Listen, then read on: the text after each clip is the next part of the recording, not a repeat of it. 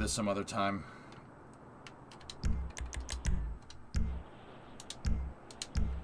I don't want to save that. Alright. Well, I don't know, man. I'm worried about the props and stuff, dudes.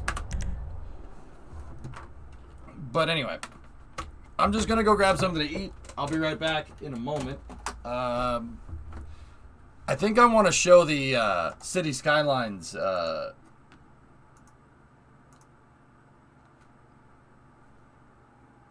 City Skylines tutorial here.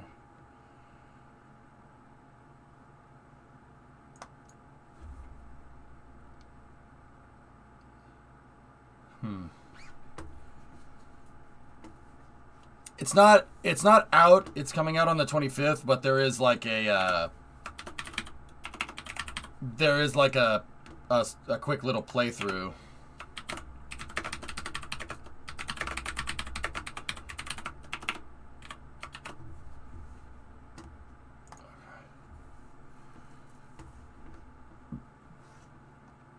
I posted a wall example in your Discord in a community GTA races.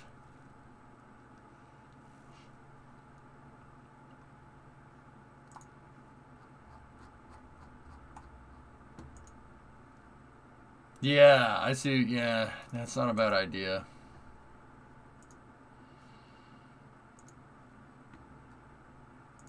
Oh, there's the video airports DLC.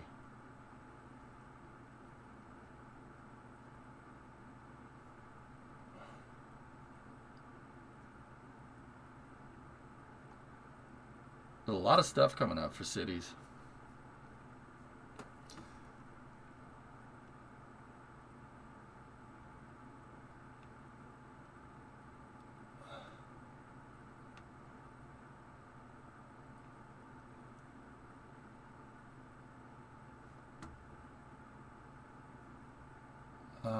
Airport progression with city planner. That's the tutorial. All right. Let's see what we got. We'll start off Space News with this. Okay. Yeah. Let me go over here like this. And I'll be back in a second. Hello, my name is Phil and I run the YouTube channel City Planner Plays. I'm a real-life city planner that loves playing City Skylines. Today I'm collaborating with Paradox Interactive to bring you a tutorial on modular airports that are included in the new City Skylines Airports DLC. I'm playing on PC, however this tutorial is applicable for all players, including those on console. The Airports DLC gives you the ability to create expansive airports that are tailored to your city's unique terrain or your own personal style. The airports are completely modular, meaning that no two airport builds will ever be alike. To begin, you'll need to identify the best location in your city for the airport. You'll want to take a look at the terrain to make sure that it's mostly suitable for an airport build. Remember that airports are generally very large. It may be helpful to pull a map of a local airport to get a feel for the scale of an airport, as well as some inspiration for the design. Once you've identified the ideal location for your airport, you'll need to paint an airport district. Unlike other districts in the game, an airport district flattens the terrain that it is painted on. Be sure to begin your district at the terrain height that you want the entire airport to reside at. If you run out of soil while flattening, or have excess soil that you need to get rid of, the DLC adds the ability to purchase or dispose of soil for a fee. Once you have cleaned up your terraforming, you're ready to begin your airport. Create a roadway connection that you can place your airport terminal on. Now go to the Transport menu where you'll see a new tab called Airport Area. This tab contains all of the new Airport DLC buildings. You will need to decide the style of airport you want to create: classic, modern, or ultra-modern. The more luxurious the airport you decide to build, the more expensive the airport will be to construct. Once you have identified your airport style, you will be able to construct one of two small terminal options: a single-story terminal or a two-story terminal. I've decided to construct a single-story modern terminal. Placing this building will unlock concourses, control towers, runways and taxiways, aircraft stands, public transportation buildings, and decoration buildings. Bring utilities to the airport and you're ready to start building the airport of your dreams. Now you will construct a concourse from your terminal. The concourse provides you the ability to expand your airport in the future and provides a place to locate control towers and aircraft stands. Next, you'll build a runway within your airport area. This runway must be at least 25 units long. Once you have a runway, you'll need to connect it to your aircraft stands with taxiways. Taxiways are one-way roads, so you'll need to be strategic with their layout. The runway provides hints on where the taxiways are able to connect. Once the runway has been connected to the aircraft stands, your airport will begin to function. Airports must level up to unlock a number of buildings, including large terminals, large aircraft stands, unique buildings, concourse hubs, and cargo airports. We'll be covering this in the next video in the series, in which I will explain airport progression. But that's all for today. I hope that you've enjoyed this tutorial. Thank you so much for watching. If you like this video,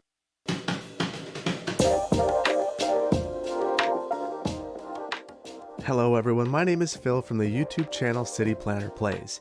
Today I'm collaborating with Paradox Interactive to bring you another tutorial on the Cities Skylines Airports DLC and the new airport progression game mechanic. We'll be taking a look at this mechanic in the city of Trattoria, which has been built without any mods. Though I'm playing on a PC, this tutorial is applicable for all players, including those on console. In the previous video, we took an empty field and built Trattoria Metropolitan Airport. This is a basic airport with one runway, 2 aircraft stands, and 2 control towers attached to a small single-story airport terminal. The star above the airport's name indicates the level of the airport. Clicking on this will provide information about the airport's progression and what is needed to level up. Airports have the ability to progress 3 levels. To progress through each level, the airport must reach certain passenger count and attractiveness thresholds set for the current level. Leveling up your airport is important if you want to grow a small regional airport into a large international airport.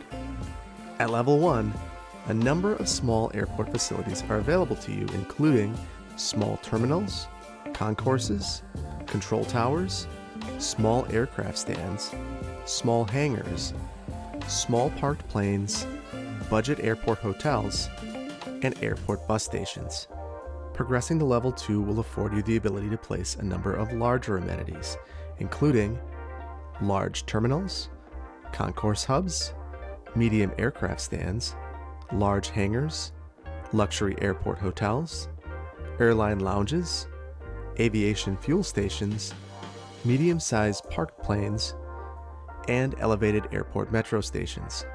The final level, level 3, gives you the option to install large aircraft stands that can accommodate larger aircraft, large parked planes, airport train stations, cargo airports, an aviation museum, and an airline headquarters.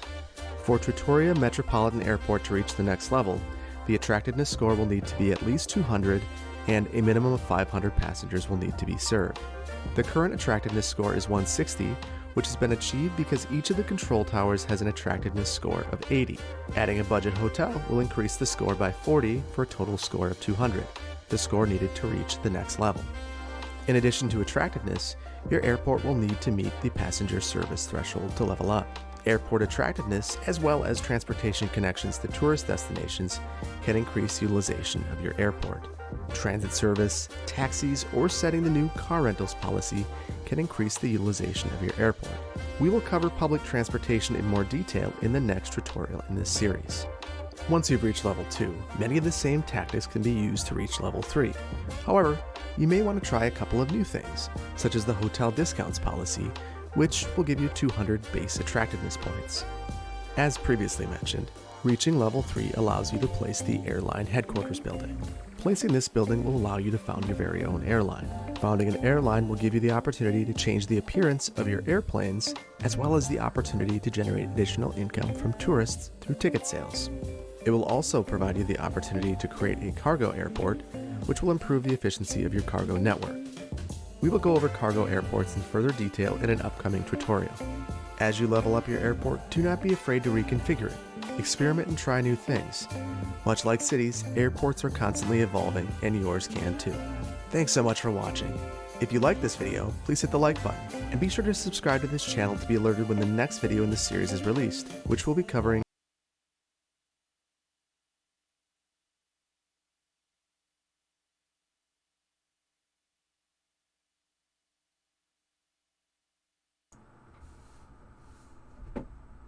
Yes.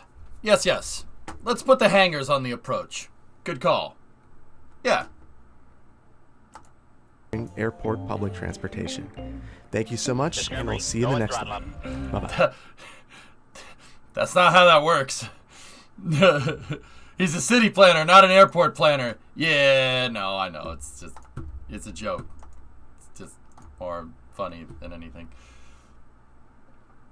Yeah. Runway incursion. What if your hangar is on the approach? Hey, Hipposlippo. So, is there a tutorial 3? There is. I want to see that, and then we'll start space news here. Let's see what we got.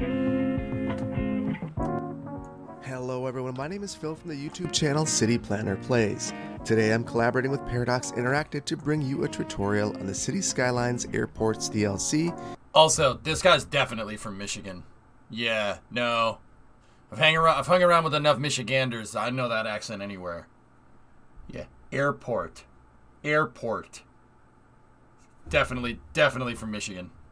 Yeah, this guy. And the new airport public transportation mechanic. He's from Wisconsin. We'll be taking a look at airport. Okay, I was close. Discovery, go at throttle. Public transportation in the city of Pretoria. Okay, so it's definitely a Midwestern accent. Yeah, all right, sweet. Minnesota, Wisconsin, Michigan, Illinois, like around there. Yeah. Which has been built without any Unmistakable. mods. Though I'm playing on a PC, this tutorial is applicable for all players, including those on a console. The Airports DLC allows a variety of public transportation connections directly to your airport. Public transportation is an excellent way of leveling up your airport initially, and as you progress, ensure that a steady stream of passengers is available to maximize your airline revenue. Further, the DLC introduces a number of exciting new transit vehicles. Okay, I know it's cities and it really doesn't matter. Those are really tall blades of grass. Those blades of grass are literally taller than the train. Vehicles into the game, including articulated airport buses, You're welcome. double-decker airport buses, Airport Express metros, and Airport Express trains. The new airport buses carry significantly more passengers than the basic 30-passenger buses available in the base game. The Airport Express trains offer faster travel speeds, and the Airport Express metros offer express travel speeds and a slightly increased passenger capacity. Ooh, hold on. Can I see this again? Directly to your airport. Hey, Doom, what's going on, brother? Is an excellent way of leveling up your airport initially, and as you progress, ensure that a steady stream of passengers is available to maximize your airline revenue. See, I'm wondering if you can do something like Orlando International and connect your concourses via train. That's why I wanted to listen to this again. Further, the DLC introduces a number of exciting new transit vehicles into the game, including articulated airport buses. Would I rather him be from Boston? Yeah, the new DLC includes many new wicked fast features. I wouldn't be any problem with me, Orion. I grew up with that accent. You guys would be the ones that can't understand it. I won an auction on an 1884 Springfield trapdoor 4570. Ooh. Double-decker airport buses. Oh. Airport Express Very metros. Nice. 4570. And Airport Express trains. All right, let's see. The new airport buses carry significantly more passengers than the basic 30-passenger buses available in the base game. The Airport Express trains offer faster travel speeds, and the Airport Express metros offer express travel speeds and a slightly increased passenger capacity. Cool. The transit options available to you directly correspond with the level of your airport. I bet you. The higher the level of your airport, the higher the capacity will be for the transit options available to you. Epcot is basically finished. Oh no, it needs an airport.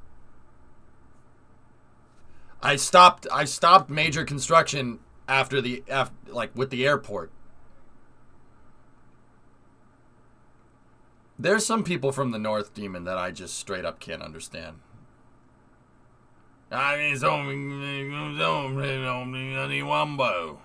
Yeah, okay. Founding an airport, you will have access to an airport bus station. Upon reaching level 2, you will gain access to the elevated airport metro station, as well as the concourse hub and large terminals, which have built-in underground metro stations. Further, the large concourses include a built-in taxi stand, which can be really valuable if you plan to serve your airport with taxi service. Finally, at level 3, you will gain access to the airport train station. The benefit of using these airport transit stations is that they connect directly onto a concourse, allowing passengers a direct connection to the airport. For each of the large concourses include a built-in taxi stand, which can be really valuable if you plan to serve your airport with taxi service. Finally, at level 3, you will gain access to the airport train station. The benefit of using these airport transit stations is that they connect directly onto a concourse, allowing passengers a direct connection to the airport. For each of these modes of transit, you will need to create transit routes. I recommend creating routes that serve one of 3 purposes: to link to existing transit service, to connect to tourism destinations, or to connect to areas of high density. Let's create a bus route focused on connecting to tourism destinations. To begin, let's find out where the most tourist demand is. Click on Info Views and then the Tourism Overlay. The Tourism Overlay shows areas of high tourist demand and attractiveness. The areas shown in this overlay are the areas we are going to want to connect to. Place an airport bus station directly on a concourse or on a concourse hub. Connect the station to your roadway network and you'll be ready to create a bus line. Click on Public Transport, then proceed to the Bus tab and Shouldn't create be a in the bus museum, line. damn it! Place the first bus Put that on the runway within your airport bus station. 25th, Then add stops at areas that were identified in the tourism overlay. and promptly have your would traffic get jammed by buses. Recommend having a stop going to and from the destination so that your passengers can get to and from the airport easily. Since this is a bus route, you will need to place a bus depot if you do not already have one in your city. Once a transit vehicle arrives at the route, click on the vehicle and proceed to the line details. This screen will allow you to customize your route name, the line color, and the type of vehicle serving the route. Oh, that's cool. You This can put them on method school of changing buses. the route name, line color, and the vehicle serving the route works across all modes of public transportation. That's cool. There's a, the method dude, for this is placing like an elevated airport. You get a bunch of new subway cars. Like you could run Airport Express just on a regular subway, which is cool because they go faster but they carry less passengers. Metro station That's and cool. an airport train station, as well as creating routes, is very similar to that of placing an airport bus station. However, these forms of transit are significantly faster and have higher capacities. Oh, they're faster and they have higher capacity. So why would you do anything else? Okay. This can be useful when attempting to connect your airport to the densest, most congested portions of your city. Thanks for watching. If you like this video, please hit the like button and be sure to subscribe to this channel to be alerted. Probably require an airport stop. Rate my approach.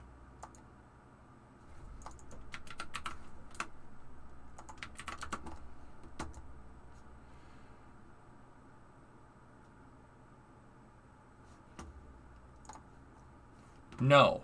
No, I will not. Anyway, that's cool. That comes out on the 25th, guys. I thought you guys would want to see it. There's also a slew of other cities expansion stuff coming out.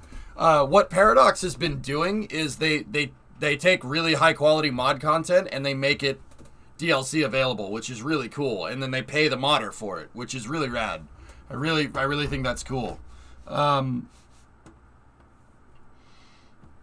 Which is neat. I don't know what I think I'm going to use Fairlane. I'm going to keep building out Fairlane, and I'm going to use Fairlane to practice building an airport, and then we'll build the Epcot airport once I figure out what's going on. I'm a little confused by your tactics. I'm going to keep acting tough till I figure out what's going on.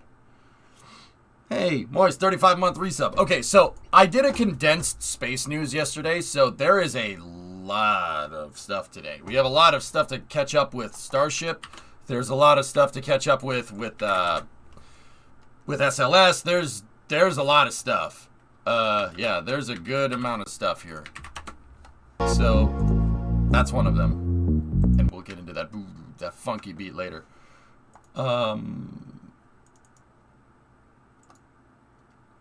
So the engine test went by already. Stennis did an RS-25 test today. We have a RS-25 gimbal time lapse, which we can watch. A lot of footage coming from NASA today. Ariane VA-256 behind the scenes. We can start with that. And then Radian. There's Radian as well. Okay. Bori talk. Bori Truno. Got it. On USSF 8. Cool. Wicked.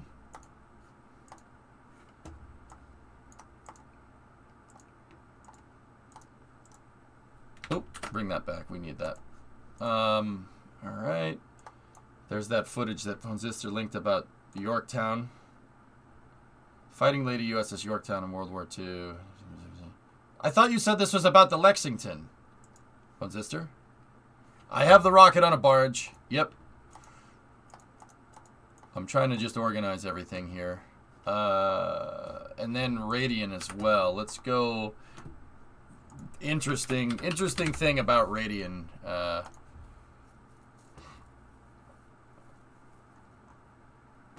There's a new spaceflight company on the block. So it's a visual after 2+ years of being hyper careful. I got COVID, yay. And yeah, Jim, you'll be alright. As long as you're relatively healthy, you'll be okay. Just quarantine up, get some vitamins, should be good to go, dude. But I'm not a doctor. You should probably go see your doctor. Or call them and at least ask them. Don't trust me for medical advice. Don't do that. But seriously, though, just get some vitamins. A, B, C. And then some zinc. And then vitamin C and some chicken soup. You'll be good to go. I got a better one. Rate my approach.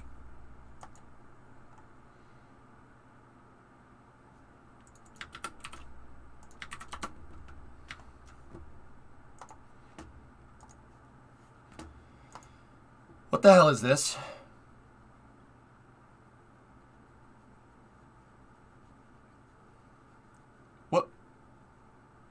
What the hell is this? No. The hell with your approach. What is that? What is this?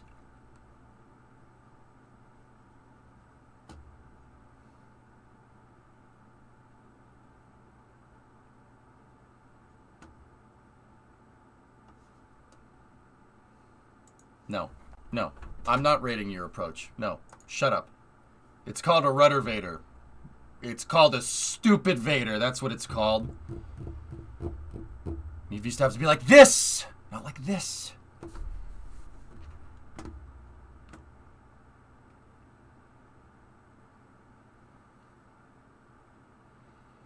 All right. So, how about we start off with some behind the scenes from the VA-256 flight? Let's go. Behind the scenes, road to space.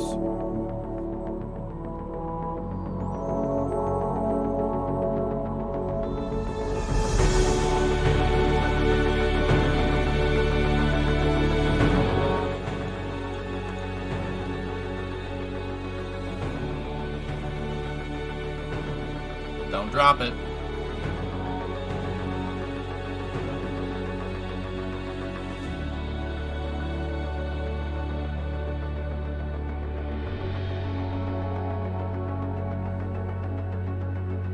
Ugh.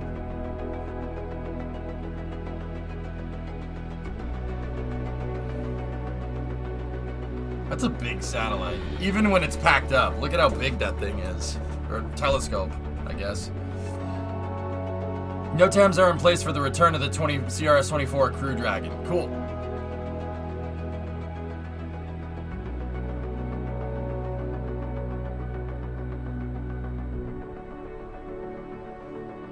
Spoiler alert, they did not drop it. They dropped it off in space. Got him.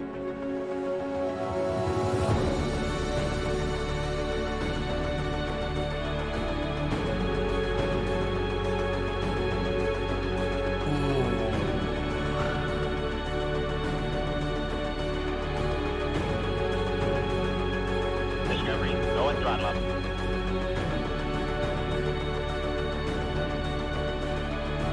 That's nice.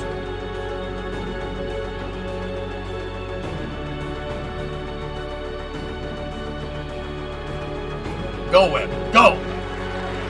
Yes, yes. Laws North, 31-month resub. That was cool.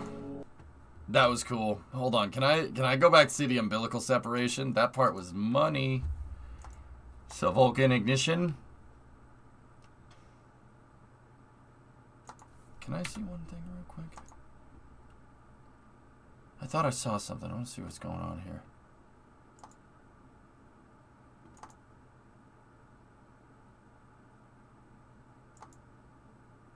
Oh, yeah. Tail service mast umbilical. Yeah, look at that.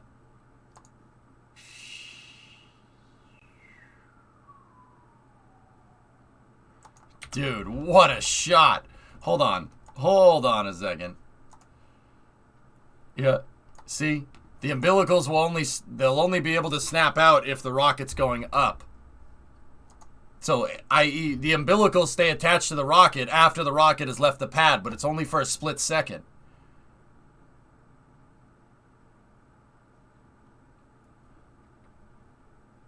I'm not sure what those padding things are right there, but they're definitely designed to be pulled off. Maybe it's a cover or something. They're supposed to rip off, 31. That's what they're supposed to do. Yeah, they're supposed to ride with the rocket for a second. Because think about it, okay? You don't want to detach your umbilicals until the rocket has left the pad. Because if you have like your umbilical detached, right, and the rocket's just sitting there, and then you scrub, how do you get the fuel out? Do you want to send a person over to the rocket to reattach the damn hose? No. No, you do not want to do that. That's dangerous. Fueling and defueling a rocket, like I said, is one of the most dangerous times for a rocket, except when it's doing that. Cover for the SRB separation thrusters in the nose cone? That's my guess, Dish, but why? Why would you have a cover there? Maybe it's so an umbilical doesn't hit him or something. I don't know. I'm sure we could figure it out. Send an intern? Yeah. Whatever they are, they're supposed to come off. Prevent nesting birds. That would be my guess. Whatever they're doing, they're covering the pin. They're covering the pin to hook the booster up.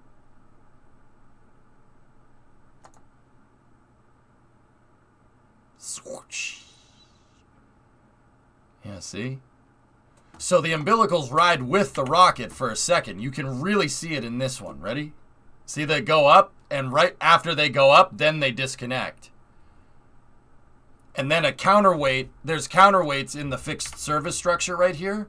There's a counterweight for every one of these umbilicals. You can see they're all on tag lines. See them right there? They'll pull the umbilicals away from the vehicle. And it looks like there's also tag lines for the for those covers. You can see them right there, just barely. Is there any video of them hooking them up to the rocket? No, it would have been done inside the integration hangar. Yeah, there's lines that are definitely pulling on those. But yeah, you pull on the umbilicals after the rocket has separated. You don't want to do it before, or because then if you scrub, you're never getting the fuel out of it. You don't want that to happen, right? So umbilicals on most rockets, they disconnect after the rocket is separated. And you see the tag lines are pulling them all in. What are those blocks? I'm not 100% sure. I think there are covers to prevent birds from nesting in there, if I had to guess. Great shot. There's weights. There's weights, or it could be a spring-loaded winch. That'll do it too. Just zzz, pull it in.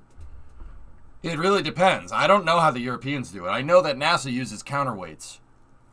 There's plenty of different ways to do it, though. It could be a bungee cord, yeah.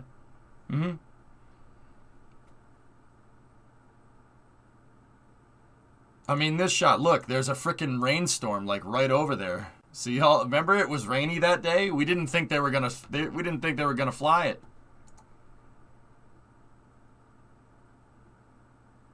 Shoot, man. I remember. It was dark in Michigan when this thing flew. It was freaking dark.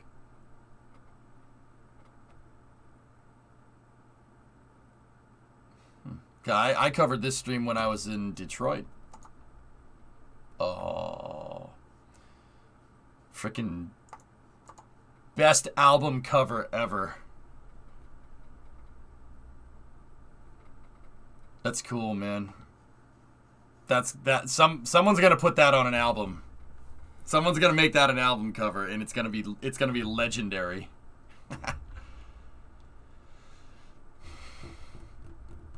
So awesome little behind the scenes video from Ariane Space there.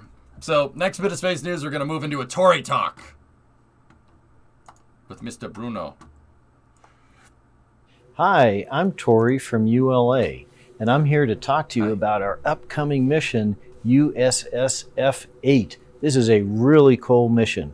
We're going to launch 2 spacecraft directly injected to a high-energy, near-geosynchronous orbit. And a lot of you have asked about the configuration of the rocket that we're going to use.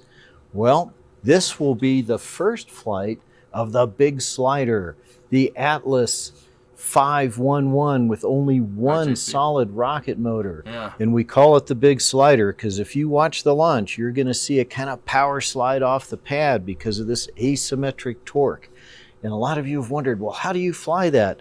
Well, that nozzle is canted to pass through the average center of gravity, and the RD-180 has tremendous control authority with its thrust vector system, and it can overcome that and compensate for it. And this is just the right amount of energy to carry these 2 payloads to their very cool mission of space surveillance, kind of like a neighborhood watch for GEO. Go Atlas! Go USSF-8.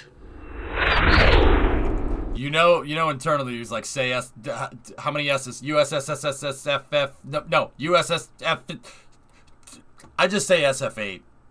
I don't bother with the US stuff. Space Force 8. And then NROL 67 or 71, I just say L71. We'll do it live! Frick it! Okay, so we have a visibility map here from United Launch Alliance here. Okay, so this thing, because it's doing GEO, it's launching basically due east out of the Cape.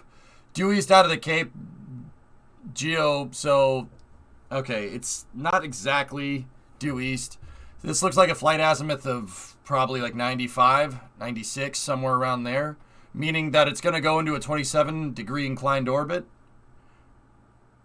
That's basically the trajectory that you fly if you're getting something to geostationary.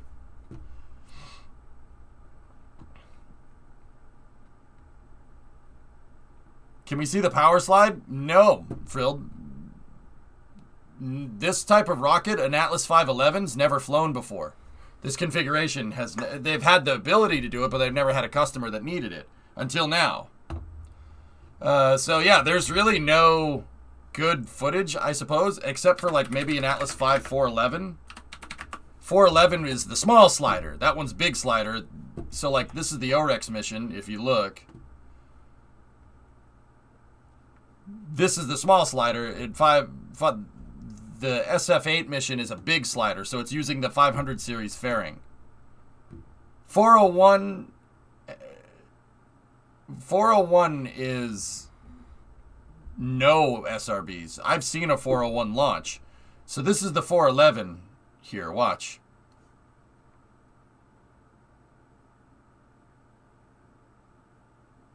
So you can actually see that torque that he's talking about during engine ignition. Watch the payload fairing. Watch the payload fairing and watch the umbilicals. When it ignites, the payload fairing will wiggle. Watch. Watch up here. Ready? See it wiggle? Who saw it? Here, I'll put it in slow motion. Who saw the Piggly Wiggly?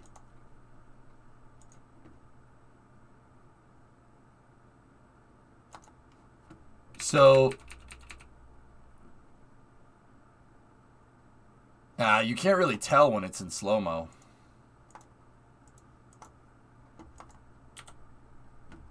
Watch. Watch that fairing. It moves to one side and then it wiggles.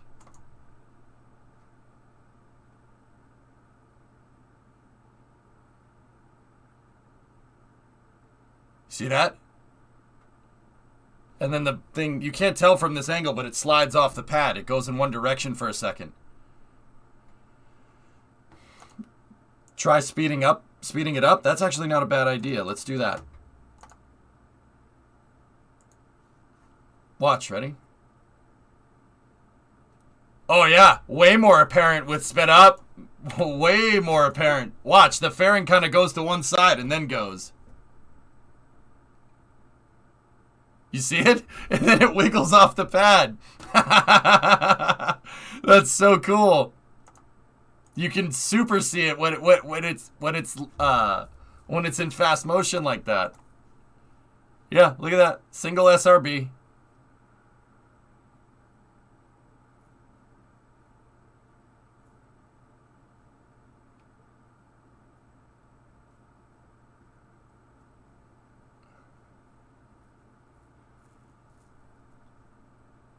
Oh, it's so legit, man.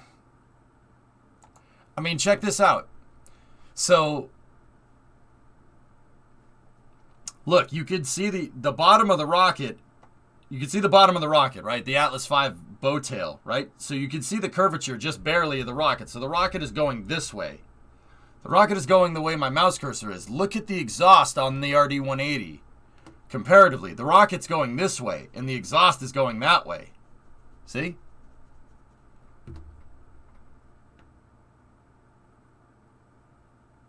Yeah, Ren. See? Look at the exhaust. The two RD-180 nozzles are gimbaled down to compensate. Look at what the frick? That's so goofy looking.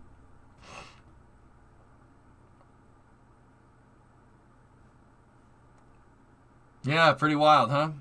Atlas can have multiple SRBs. You could with the 400 series fairing. So with that type of fairing right there, you can have up to 3, and then with the 500 series fairing, you can have up to 5. Yeah, you can with the Atlas V 500 fairing, you can do 1, 2, 3, 4, 5, or 5 SRBs. The one that we see for SF8 the one that we're going to see for SF8 has 1. It's a 501. 501 meaning that you have a 500 series fairing, so a 5-meter payload fairing. You have 1 SRB on the side, and then 1 engine in the upper stage. 5, 1, 1. So that's a 511 configuration. A 501 configuration would be a 5-meter fairing, 0 SRBs, 1 engine in the upper stage. And then you could... So why do they mention upper stage engines? Atlas has the ability to run a dual-engine Centaur, a 2-engine Centaur. So you could technically, with Atlas, you could run a 512. You could run a 512 configuration. 500 series fairing, 1 SRB, 2 engines in the upper stage if needed. So the first number denotes payload fairing size. The second number denotes how many solid rocket motors you have. And the third one denotes how many upper stage engines you have, either 1 or 2. Yeah, so the first number can only be a 4 or 5. The second number is basically 0 through 5. But if the first number is a 4, it's only 0 or 3. 0, 1, 2, and 3. The 400 series fairing can only hold 3 SRBs before it breaks. Yeah, actually, that's right, Synerd. You can have an N right here, too. There's 5-4, and then there's N. N is the no fairing configuration, which is Starliner. So an Atlas V N22 would be no fairing, so Starliner, 2 SRBs, 2 engines in the upper stage for a little bit of a lighter ascent profile. But isn't an RD-180 just an RD-170 sliced in half? Pretty much. Yeah. So... yeah, and then, you know what's cool? On top of that, you have the 400 series fairing and then the 500 series fairing. there are 3 different types of the 400 fairing and 3 different types of the 500 fairing. Atlas V is a freaking Lego kit. Like, that is pretty insane that they came up with common engineering to be able to have so many different configurations of the booster. There's literally hundreds of them. It's a very modular design, basically designed to put any payload anywhere. The only thing that I don't like about Atlas is that it's expendable. That's the only thing I don't like. Other than that, it's basically exceeds on every single front. It's a really, really good launch vehicle. The one being used for SF-8 is the short 5-meter fairing. There you go. Yep. Could Atlas V have launched James Webb? I don't think the fairing was big enough, Jonas, but yeah, I think it could. I think Delta could have launched James Webb. Would have been nice. It's so you can dial your lifter for your payload and mission. Yep, you can literally maximize the Delta V by attaching or detaching SRBs. So you can get the most optimum configuration. Yep. Yeah, here's your different fairing sizes right here. It's a great launch vehicle. Really, it's a really great, really good idea. There's the 3 5-meters, and then there's the 3 4-meter fairings. Pretty cool.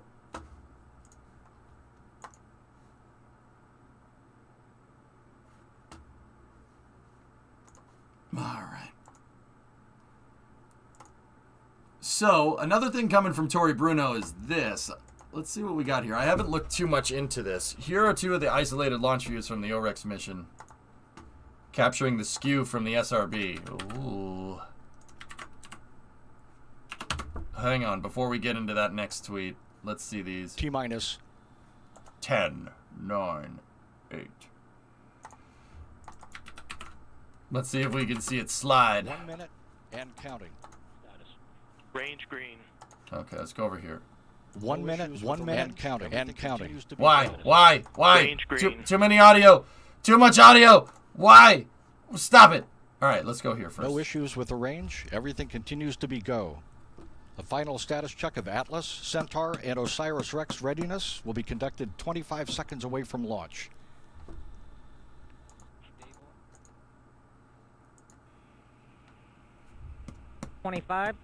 Status check. Go Atlas. Go Centaur. Go OSIRIS-REx. Everyone is go. Standing by for launch. After liftoff, you'll hear the voice of United Launch Alliance's Marty Malinowski providing launch vehicle ascent data. 10 seconds. All right, let's see. 8, 7, 6. The mono 5, sound's pissing me 4, off. 3, 2, 1. And liftoff of OSIRIS-REx. It's 7 Yep, she's going sideways. to boldly go to the asteroid Great belt footage. and back.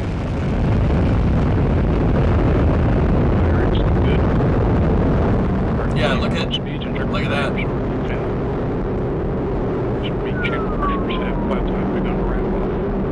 Heard the voice of Marty Malinowski. The Atlas has begun a pitch. Cool. Great footage. Let's see what the next one is. Status. Range green. All right, I can't stand the mono audio is pissing me off.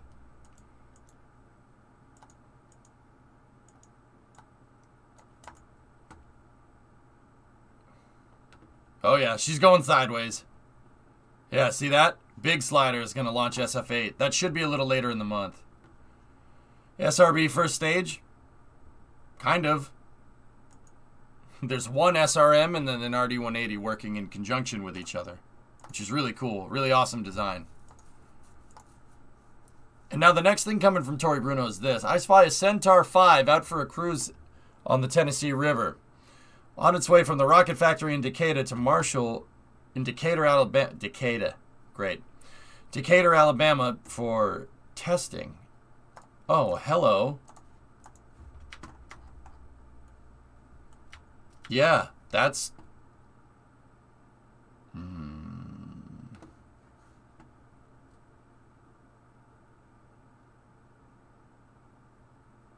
Yeah, maybe Synerd, yeah.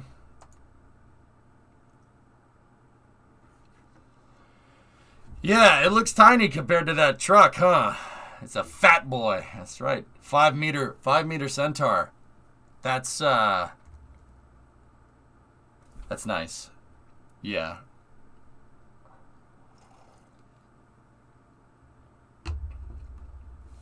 Nothing new, Electrocutor. They're doing parallel testing of the BE4s. The flight BE4s are already at Decatur. They're already putting together the first flight core, but they're doing parallel testing.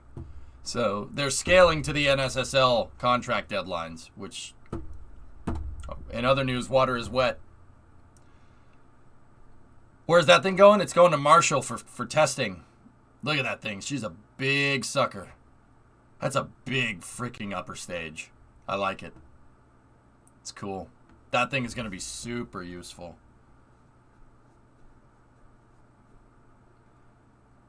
I meant mission-wise. It's going on Vulcan to be used for a wide variety of missions. If we use the rocket engine to move the barge, I think it would go faster.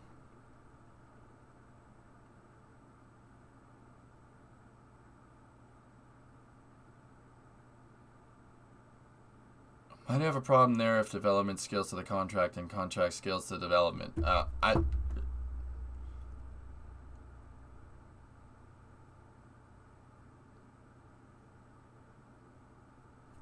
Yeah, well, yeah, but that in this particular case, they're scaling to NSSL contracts, so there's no problem. If they make a feedback loop, bad things happen. Yeah, but that's not what's going on here. Everybody likes to think that's what's going on here, but, you know, there's a lot of experts out there. Yeah, no, Signer, that's not what's going on. The BE4 did have some problems in 2017. They had some problems with the turbines, from what I understand. But that was in 2017. What we're dealing with here is a ripple effect. There's a ripple effect. That's why, you know, that's why you haven't seen a Vulcan with BE4s going around right now. That ripple effect in the timeline, no, we're not talking about time travel. That ripple effect in the schedule for getting the engines done is making later parts of testing have to overlap. So you're getting what's called parallel testing. So they're flight testing the booster, they're flight testing the engines, right? At Marshall, Blue Origin is. And they're also building the flight-ready boosters at the same time.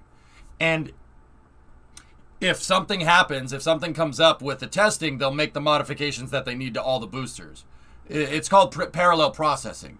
And that parallel processing, you are getting a little bit of overlapping things. It should be a step-by-step process, but because of that ripple from the BE4 having some problems in 2017, you're getting a little bit of overlap. That's all. Yeah, things in aerospace aren't done on time. Please tell me more. That's not what's going on here. What they're trying to do is now you get overlap here because the end goal has always been to have a flight-ready vehicle for the Air Force for the NSSL Phase 2 Launch Services Procurement Contract. That's always been the thing.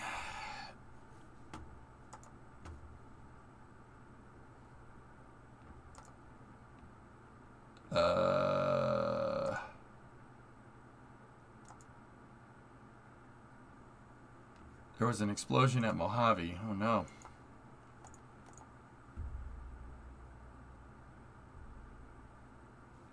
Is water wet, or is wetness an emergency property of liquid, i.e. is a single molecule of water wet? I'm moving on to the next space news. Here. So check this out. This footage is coming from NASA. Let's take a look. See what's going on here. Funky.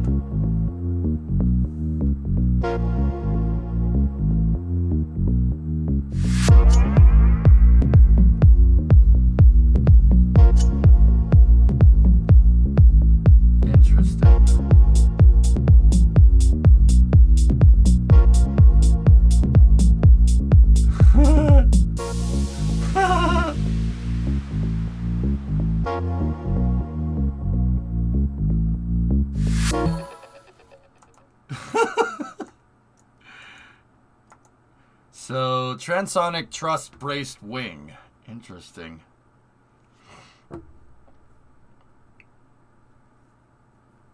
Don't go and overlay the saxophone song? Oh, don't do that? Oh.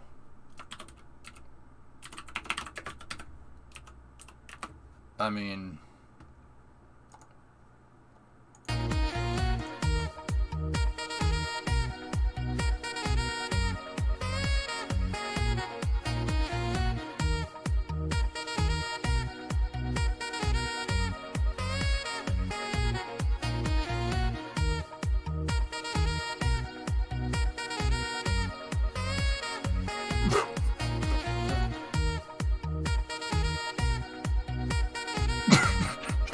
can't. All right, that's got to stop. That's got to stop. Oh my god. That's got to stop immediately. Proceeds to keep playing.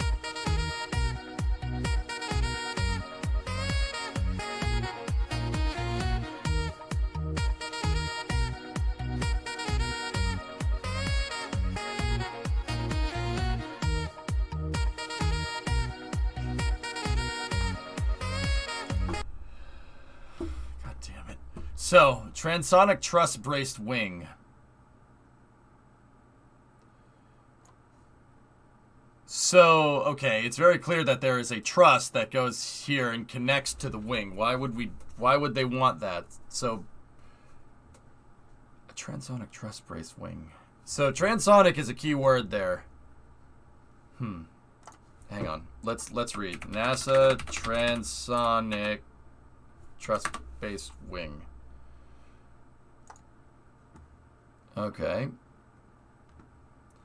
In early 2019, following an extensive wind tunnel test at Ames and an optimized truss and more sweep for the 170-foot span wing allowed flying higher and faster from Mach 70 to 75 to Mach 80 like current jetliners. Compared to cantilevered wings, fuel burn should be reduced by 8 to 10%, and the technology should be ready by 2030 to 2035. Sugarvolt is a hybrid aircraft concept proposed by a team led by Boeing Research and Technologies Division. It is one of a series of concepts put forward in response to a request for proposals for future aircraft issued by NASA. It is proposed that Sugarvolt would use two hybrid turbofans that burn conventional jet fuel while taking off, then use electric motors to power the engines while flying. Sugar stands for Subsonic Ultra Green Aircraft Research. The Volt part of the Sugarvolt names suggests that it would at least partially be powered by electricity. Sugarvolt would have emissions about 70% lower than average airliners today. Noise pollution will also be lower than airliners today. This hybrid electric approach, however, remains to be balanced against increased complexity. Okay, engineering in a nutshell. Large electric engine and battery size and weight. Relying partly on electric power might reduce specific fuel consumption compared to a standard turbine-only design. Sugarvolt is designed with a long-braced, high-aspect ratio wing that decreases induced drag due to lift. The wings of Sugarvolt would enable it to take off in a shorter distance and generate less noise. The outer wings, Sugarvolt should fold to save ground space, increasing weight.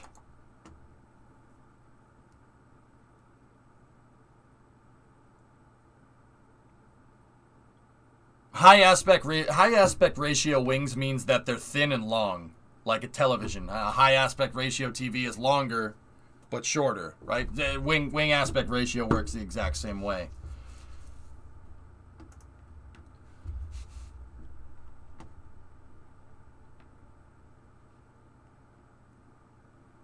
Being proposed to modify an MD-80. Oh, cool. Boeing proposed to modify an MD-80 powered by turbofans, but it could test a series parallel hybrid electric propulsion based off of Rolls-Royce's Liberty Works Eve concept of a geared turbofan. Geared turbofans, that'd be a cool idea. Yeah, hard to do. Well, not hard to do. Complex. Needlessly complex. Well, not needlessly. It's just more stuff that you have to mess with. You're taking something extremely simple like a jet engine and just making it more complicated. And you could do it, though. It's not like that can't be done. I'm not sure the gains would be useful because the maintenance would be a freaking nightmare. Airbus is flying geared turbofans? Yeah. Why don't you just make a bigger or more efficient jet engine? I'm serious. You're going to have a geared turbofan, right? So you have a geared turbofan, so you're introducing a transmission into a jet engine. So you're making it more complicated. A bigger jet engine that doesn't need to work as much probably would end up being at least not that much more. Don't get me wrong, the geared turbofan would probably still be more efficient, but Making a bigger turbofan seems to be a better solution there, because it's simpler. Or am I reading too much into that? I'm not exactly sure. How about a jet engine that pushes the turbines with electricity and only uses fuel at the end? Current airframes bigger means ground clearance issues. Yeah. I don't know what you're trying to say. Yeah, I have no idea.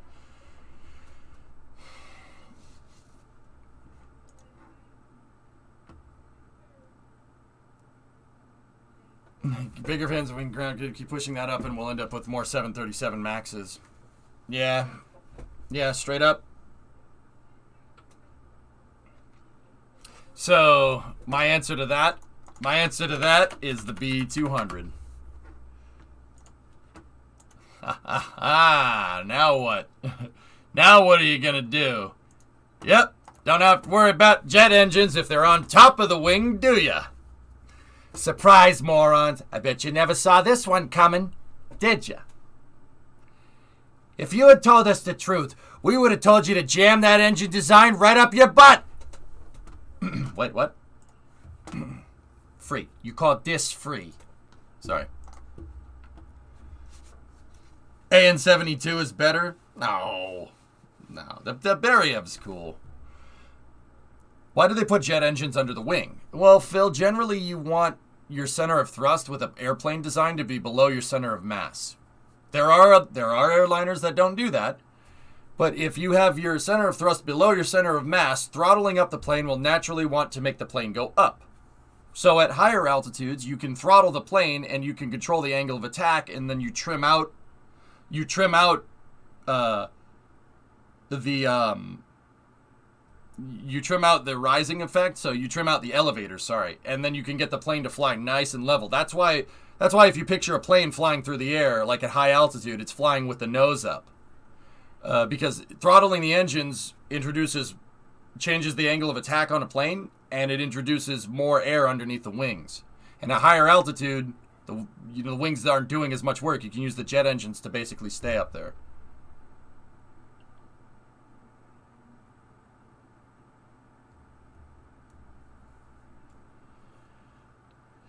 Yeah, but now it's more complicated MX procedures at the gate. Obviously less risk of fraud, but it's always going to be a give and take. Yeah, it always is. How can that be better? You don't need as big of a wing.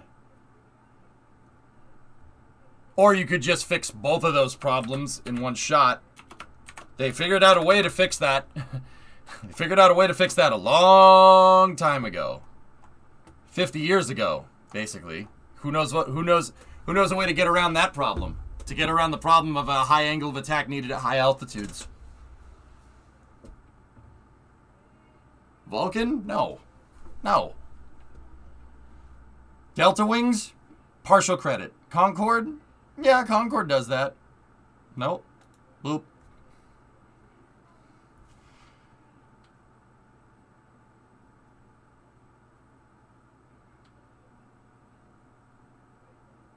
This thing creates what's called compression lift. So the XB-70 can travel at very, very high altitude at very, very high speed. The engines don't need to be used to keep the thing up in the air.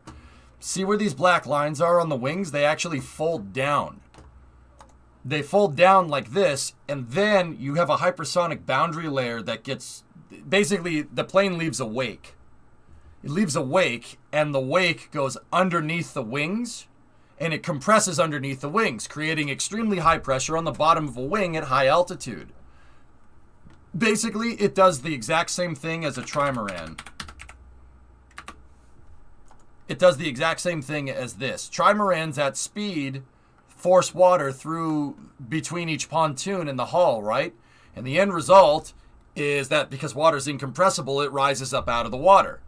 It's using that same exact idea with airplanes. The thing is, though, that to get air to even act anywhere near like water, you need to be going fast. Because water incompressible, air very compressible. You need to be going fast to get the wake to get underneath the wings. But it does the exact same thing. It's a trimaran that flies. Yeah, the XB-70. That fixed that problem. So you don't, because you're using the compression lift, you don't need to use the engines to stay up there. So the XB70 can fly level like that at altitude, and the engines can be used solely for going faster. Did it have canards? Yeah. Yeah, that was by design, though. They didn't attach the canards after the fact. Breaking news out of Mojave. It's not breaking. Somebody already shared it. Something popped.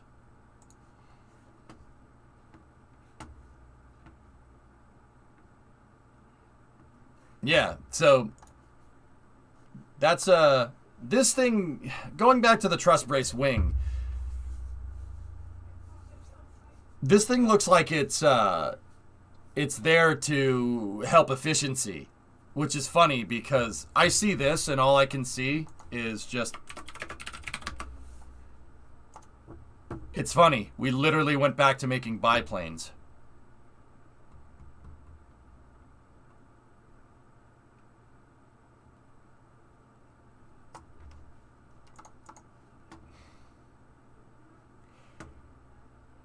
Interesting. We literally went back to Sopwith camels. That's what you were thinking? It's a freaking biplane. How is it not?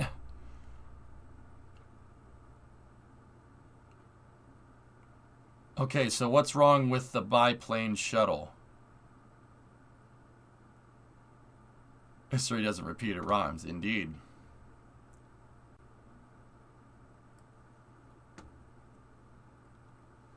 The truss doesn't produce lift. I'm pretty sure in the article it just said it did, though. Hang on. I don't know where I picked it up. Interesting.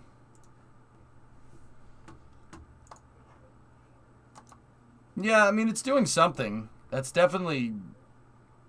There's no way that that's not doing something, especially at an angle of attack like this. At an angle of attack like this, excuse me. Did we go over the Mojave stuff? What's to go over, guys? Something popped at Mojave. I don't know what it is. You don't know what it is. Nobody knows what it is. Something exploded, and it's on fire right now.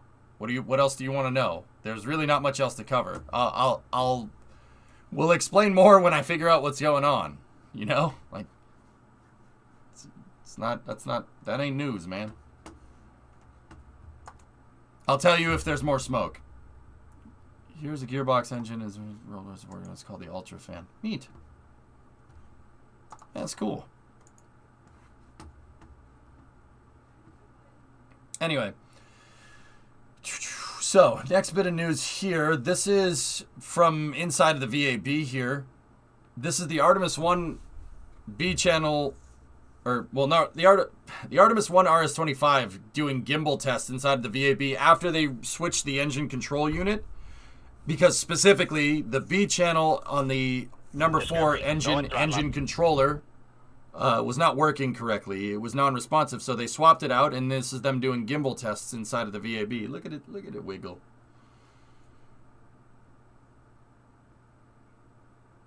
Yeah, Swish, yeah, I know. It's almost like the people that say that have no idea what they're talking about. Oh, it's a little wiggly engine. Yeah, see? They're testing the engine controller, making sure that it works. Taco, 27 month resub. Thanks, man.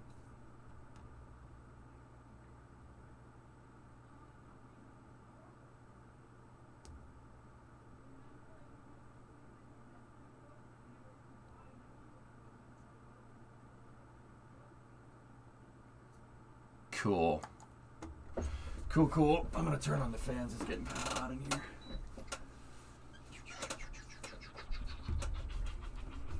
So Artemis 1 in March and Starship in April. That's my bet. I don't know, man. I don't know. Yeah, they're gonna be around the same time. Oh, yeah, Dish. I know about that. The media rollout. You guys want me to go to that, don't you? I'll have to apply and see if they accept me. They might be like, oh, that guy. He bends over and speaks from his rear. Or him. No. Hope I didn't miss too much space news. No. I don't know why that Vickers. I saw the other bits that you put in. I don't know why that that bit message is so low, but I do appreciate it. I was talking more about the. Oh, yeah. Oh, yeah. Nice. Cool. All right. So, more SLS stuff. Yeah. While we're on the subject, let's go. All right. Let's hear what Mama has to say on the subject.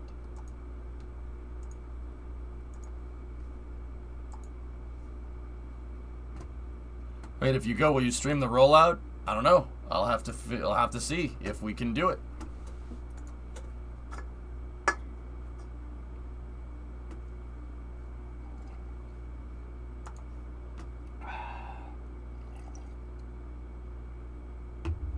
Sorry if I missed it, but how did the truss add to higher and faster flying? Just additional support for the wings? I'm not exactly sure of the specifics, Sile.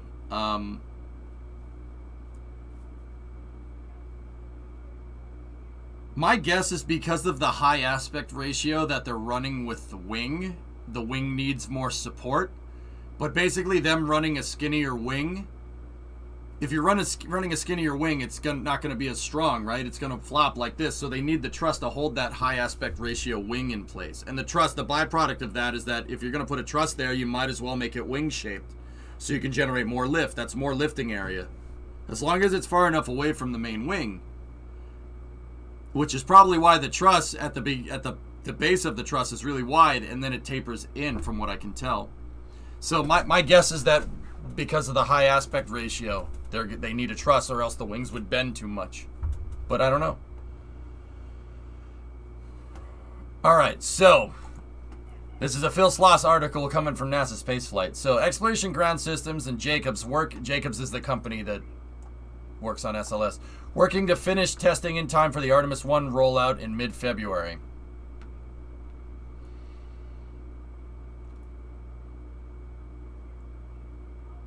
Yep, there's that gimbal footage. All right, so that's what this stuff gets into.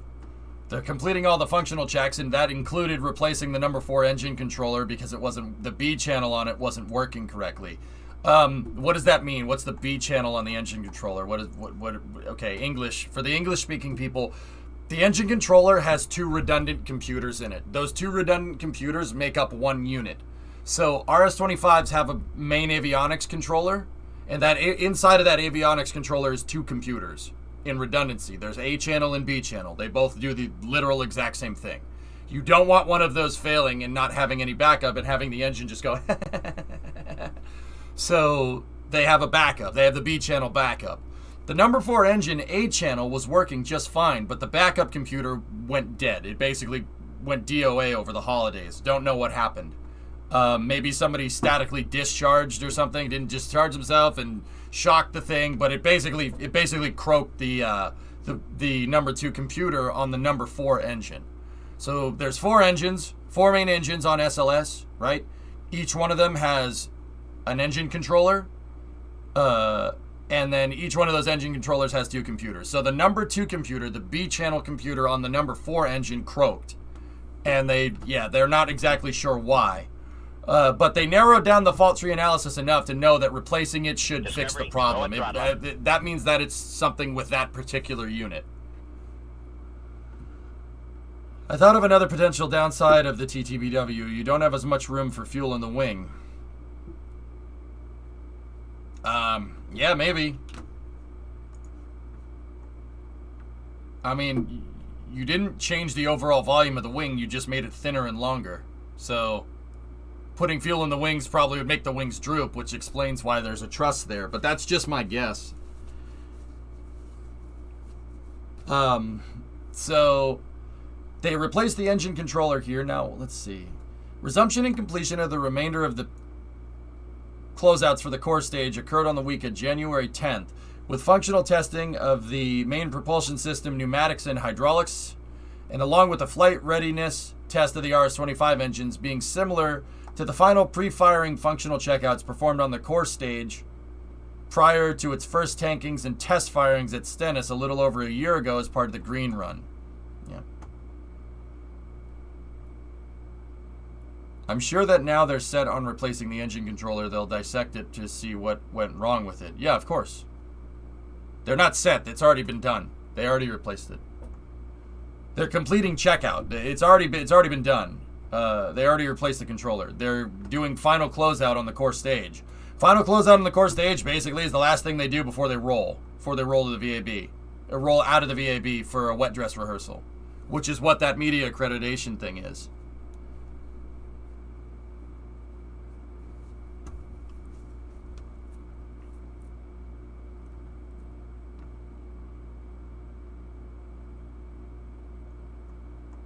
I just need to get up on my program-specific engineering test is what PSET stands for. Okay.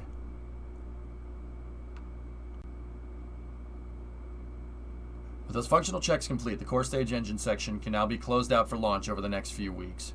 Getting that whole engine section closed out is a big milestone towards rolling out.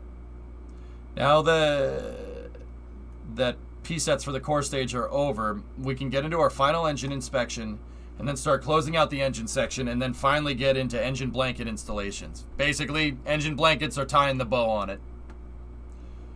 Did you cover the planned space plane? No, I hate planes, Pythos, and I hate ejection seats. People that work on ejection seats are losers. Yeah, I just had that epiphany right now. Sorry, man. No, I haven't talked about it just yet. I haven't teed up here in a moment. We'll talk about that. I wanted to finish the SLS stuff, dude. Come on. Please realize that I'm just messing with you. I love you, pal. Want to buy a NASCAR? No, but I want to buy a link shortener.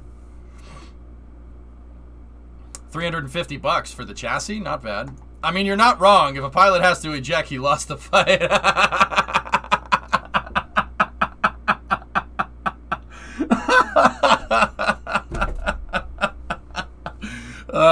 You're right. Yeah, no, it has gotten to a point. If you have to use the ejector seat, that means you did something wrong. Oh, shoot. Okay. Alright, yeah, no, I have Radiant here in a second. Let me just finish reading about this. We'll do that, and then do Radiant, and then we'll finish up with Starship. And then MSC. Okay, so we have engaged... Okay.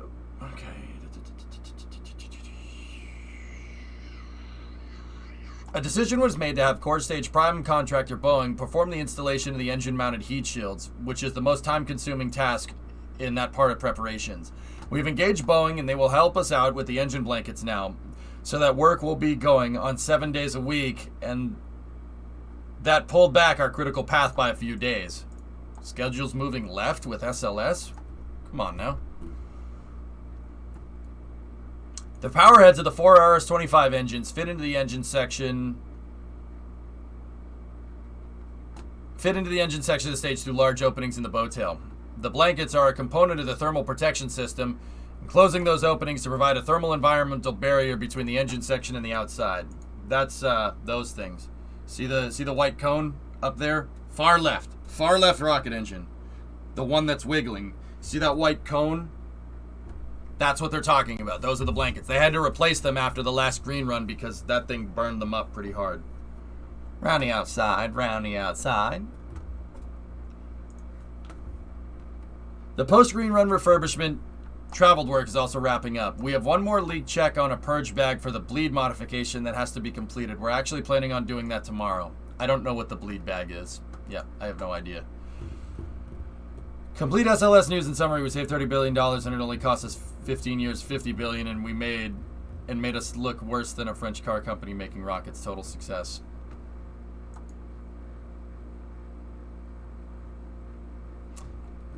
No comment. No comment. I don't know what you're talking about. Am I wrong? It's the LH2 bleed system from the RS-25. Oh, thanks, Novus. I mean, actually, if this was Ares 5 Tesla, it'd be pretty much right on schedule, which is the funny part.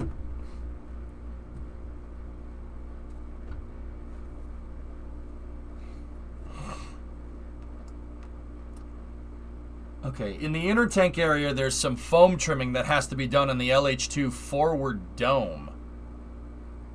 And we're looking at finishing up the next week. So from a traveled work standpoint, we are 98 to 99% complete and plan to finish that up next week in total. Foam trimming. Why would they trim the Sophie up there? Maybe because of the leak. Maybe because of the leaking. Purge bag is a helium purge bag. Okay. It's almost like NASA knew how much time this is probably going to take, huh? Yeah. Yeah. Yeah,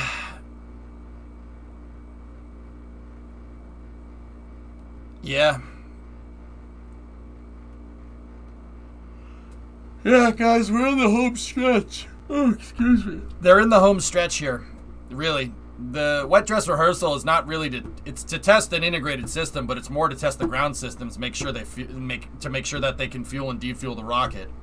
But yeah, like this SLS, and keep in mind, fellas, the Artemis 1 booster is because this is the first one. This is very much a flight prototype, so they're taking their time. For instance, with Concorde, right? Concorde they didn't really start just making them. They made a couple of them, and then you scaled up from there. That's how SLS is being built and tested. It's more of a vanilla run-of-the-mill thing. Like, they're testing it old school, which is not needless to say. It's not like SpaceX. SpaceX is doing more rapid prototyping, which is fine. That's okay. You do rapid prototyping when you need to learn how to do something new.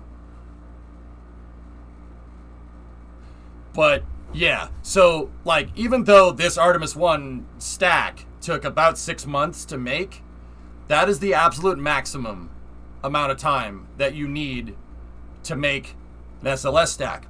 The reason why is because this particular stack, well, they had to write the book. They had to write the manual for how to put this stupid thing together. When they were putting the Artemis 1 stack together. You basically had to write the book. There's no manual for this. That's why this one took so long. Future SLS cores will not take as long. They'll have these things assembled in a month. I'm serious about that. These will not take as long. Mission control feels empty. Yeah, I cleaned it out. I cleaned it out for 2022 Hypersonic. Just change it up. Are they going to do a green run for every core? I don't think that's in their testing pipeline, Swishio, but I think it would be cool if they did. I think that would be neat. There has been talk about building a main propulsion testing article, Swish. So what they want to do is basically build a core stage, build an SLS core stage, and then use it as a test mule. So every engine, from what I understand, and I could be interpreting this incorrectly. So they'll basically have a dedicated core installed on the test stand, and then they'll move anytime they want to do, anytime they want to test new engines, they'll install the 4 engines on this test mule booster and then fire it like that. They'll do that with it, take the engines off, and then bring them back and put them on an SLS booster. Not a bad way to do things. I mean, personally, I think it would just be easier to green run the whole every single new core stage, but that's what they did during the Saturn program. I mean, I think you'd learn more that way, but that way is more expensive. The main propulsion testing article is not as expensive because you're moving engines instead of boosters, right? I understand why they're doing it the way that they're doing, and I don't mind the idea of a test mule booster either. That's a good call. I like that. So, who knows?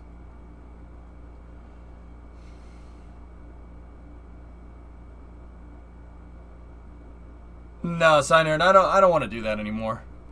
I like the empty mission control. It looks good. They're not gone. They're just at their desks. They're crouching down. You can't see them. Just pretend they're there for fun. Go at throttle up. Williams, 28-month resub.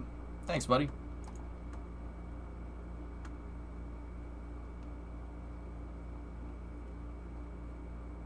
We've been doing a lot of we call Route 455 work. RT-455 work, which is the cork material, cork thermal protection system on the bottom of the stage. Tori's still there, though, boss.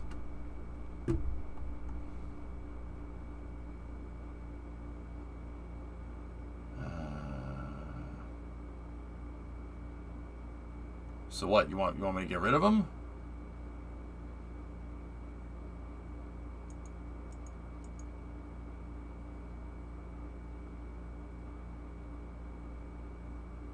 I can do that if you want. Nah, just saying. Well, guess what? Keep saying. Your comment did this. You should feel bad. Back to the news. Ruined! It wasn't able to handle the White Claw. Gone. Reduced to atoms. Alright. RT-455. RT-455 is a room temperature vulcanization material that is applied to the exterior, same as a... They're using freaking they're using RTV on this thing? Don't try to call it something crazy. Oh, RT-455. No, you're using gasket sealer. You're using Permatex. Vaporized, blown out to sea. They're using Permatex.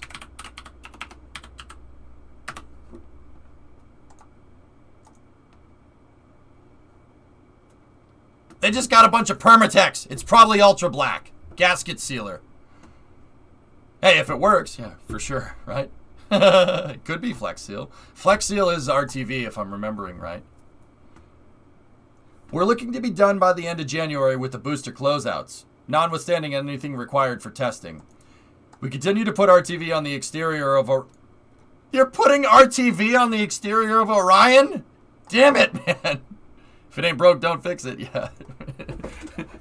The Permatex people are going, yes, yes.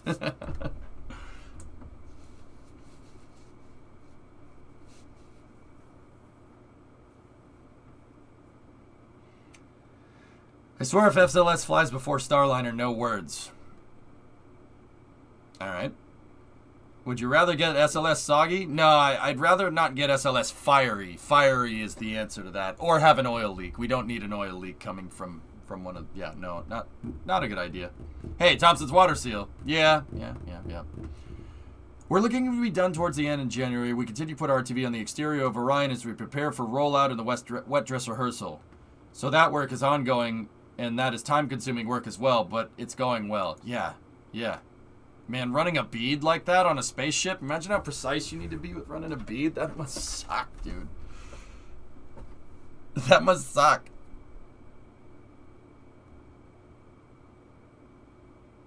I always slick the edge of WP with orange. Okay. What if the capsule runs out of windshield wiper fluid in orbit?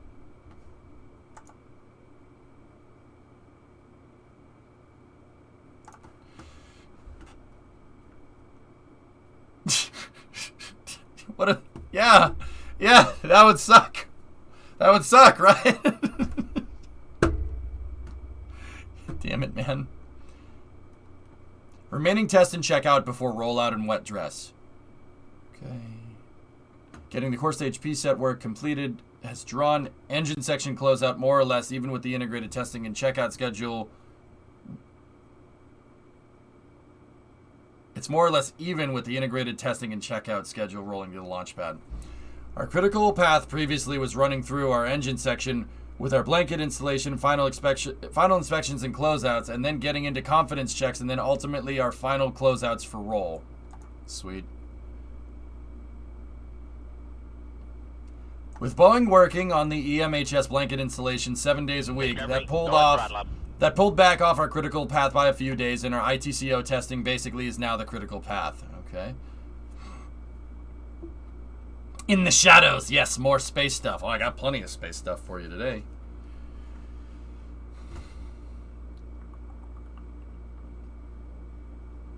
Now that we finished core stage P-set, we have ICPS P-set next week, and then we've got a countdown sequencing test run, and then we get into our flight termination system part 1 testing, and then we get into closeouts for rollout, and that is kind of in our critical path right now.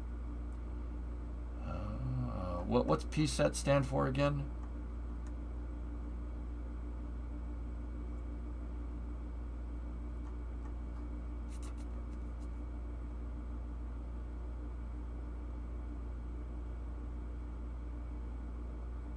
I'm trying to look for the damn acronym. Discovery, go at Hey, Hayes, 64-month resub. Program-specific engineering tests. Okay, got it. Okay.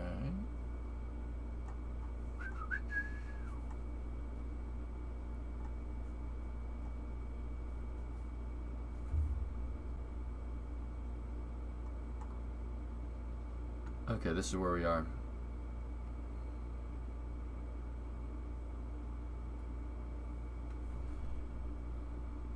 Okay, now they're gonna do program-specific testing, and then we've got a countdown sequencing test run. Okay, they're gonna do a countdown sequencer, a dud, obviously not active because it's still inside of the VAB, and then FTS system part 1 testing, and then we get into closeouts for rollout. Okay, there's only a couple of things left, man. That's really close. Engineering test, program-specific engineering test. Yeah. So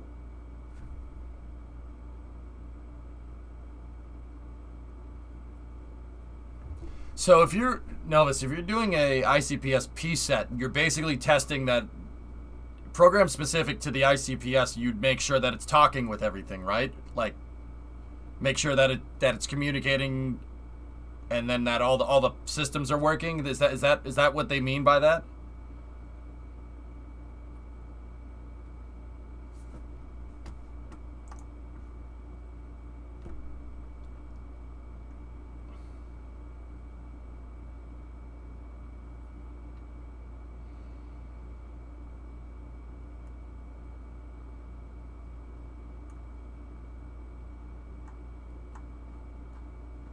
Oh, interesting. Interesting, Thomas. Just an interesting thought, but imagine the EUS gets delayed a lot more for who knows what reason, and then they decide to put Vulcan Centaur's upper stage on SLS. That's bigger than the ICPS, right? No. Hell no. No, not even close. Is the Launch Escape system live for Artemis 1? No. I'm not very familiar with the testing campaign. Okay, cool. Well, let's learn then. The ICPS is the in-space second stage engine on the SLS Block 1 vehicle. Functional testing was partially completed in early December before the remainder was temporarily deferred. We've run a lot of tests. A lot of the guidance and flight control checks have been done. We also completed a big chunk of the electrical portion, which includes all the flight control tests. Yep. You see this? Yes, I have.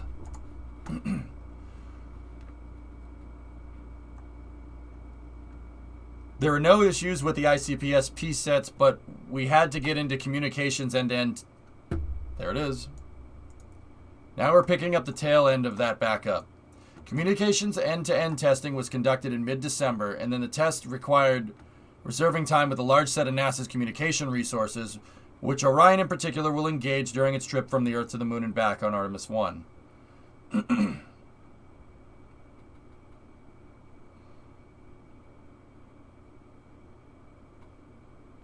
Although RT-455 isn't the weather sealing element, it's an ablator. There's a weather sealant on top of the RT-455. Yep. Yeah, they said it was cork. It's gasket cork, basically. Yeah, cool. And Goalie, I think Orion's escape system is a launch abort system, so it's an LAS, not an LES. Just for technical sake, but if you say LES, I understand what you mean. I think it's a dud. It's a dud only except for the separator systems that'll get it away for the ejector systems. So March is ambitious? No, March is fine, guys. Once again, it pays to go slow with this thing. That engine controller stopped other work. The PSET test on the engine controller stopped, it delayed a lot of things. It basically stopped all their concurrent testing that they were doing. They had to fix that one issue, and now they're picking it back up.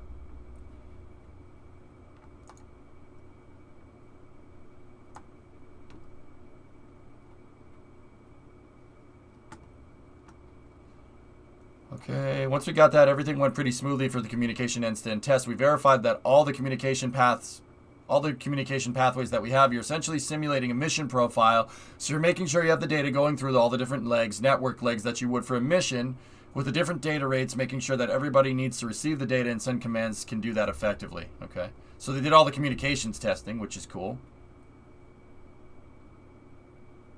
As part of the regular schedule reworking that goes during a launch campaign, EGS and Jacobs rescheduled the remainder of the ICPS P sets, and that work is now being expected to resume early on the week of January 17th. So right now. As we got the engine controller checked out, we wanted to get into core stage P set immediately, so that kind of pushed the ICPS P set to the right some. But now we're ready to get back into it, see?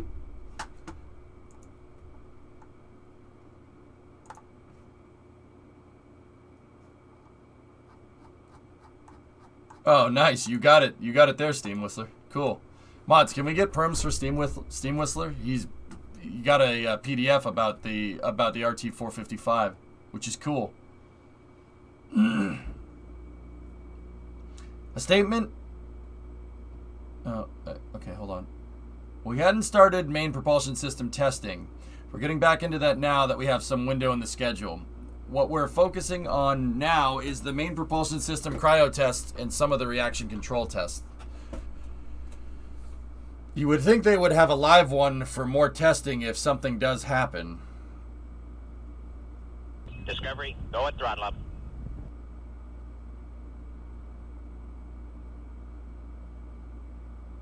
Yeah, that's the testing regime that they thought was applicable, goalie. I mean, if it was me, EFT1 probably would have flown with the real launch escape system, so you don't have to keep making changes to the launch escape system assembly line every single time, but the infrequency of flight makes it so it really doesn't matter. So you might as well save some cash and have a dud one on here, Mass Simulator. Hey, God, give to the sub. Right on. Steam Whistler, now that you sub, just link that up, dude. Link it up, my guy.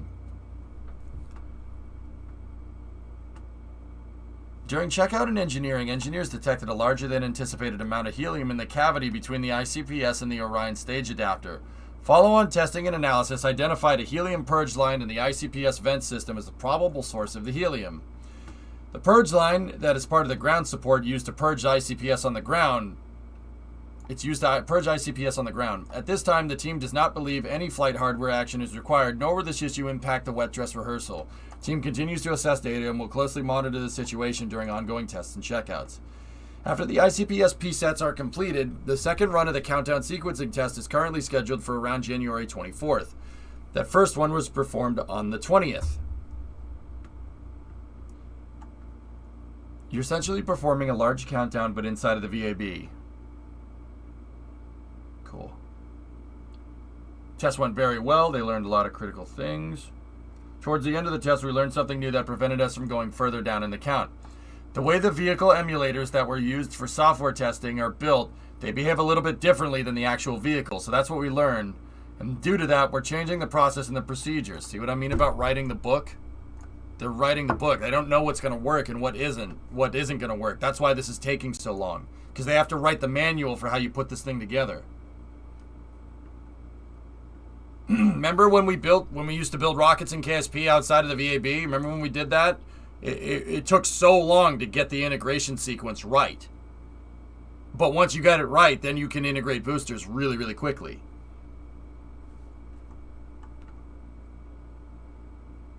Cool. GLS, okay, they're testing the ground launch sequencer too. GLS is go for auto sequence start. Nice. Cool.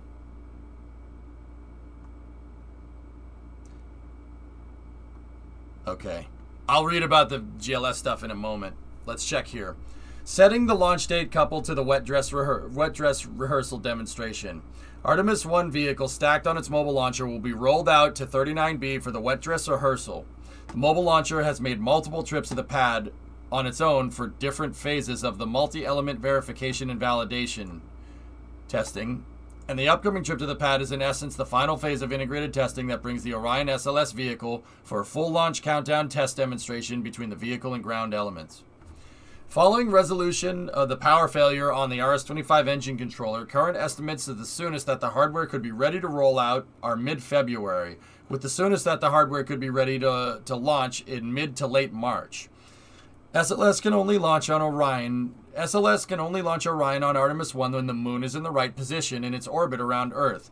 But launch readiness is a measure of when the hardware and people are ready to go. Yep.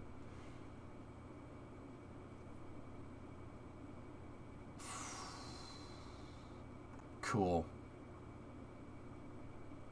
Yeah, NASA won't set a date until the WDR is completed because that's still testing. If you learn something new during the wet dress rehearsal, there might be stuff that needs to be changed.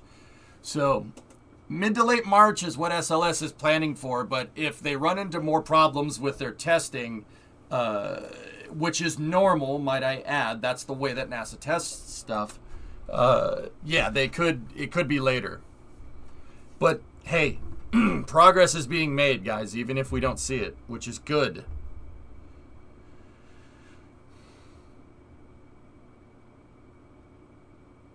Technically, there's one lunar launch window per day from KSC, right? No. Phasing is bi-weekly. It really depends on where the moon is. Yeah, something like that, Tessa. Okay, cool. There's also some really nice pictures, but I think all these pictures we've seen before. So, excellent. I'm going to read the rest of that article later. I'm going to read it again just to be sure. 'Cause I'm a freaking caveman. It takes forever for me to understand things. Now, big news. This is the stuff that people want to see. So today, this Twitter account joined December 2021. Radian Aerospace released this. Greetings, Twitterverse. We're Radian and we're building the world's first fully reusable horizontal takeoff and landing single stage to orbit spaceplane. Follow us as we work to unlock the potential of SPAC. This is what everybody wants to talk about, right?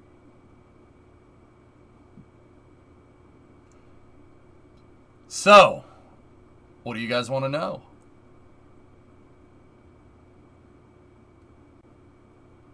I'm wondering how those wings are going to be like useful in any way, shape, or form.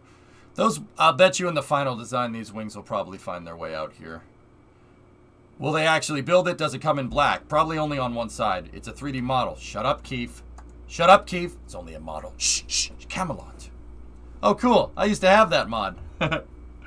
What's the wind speed velocity of an African swallow? I don't know that. Ah! All right, let's click. Let's learn.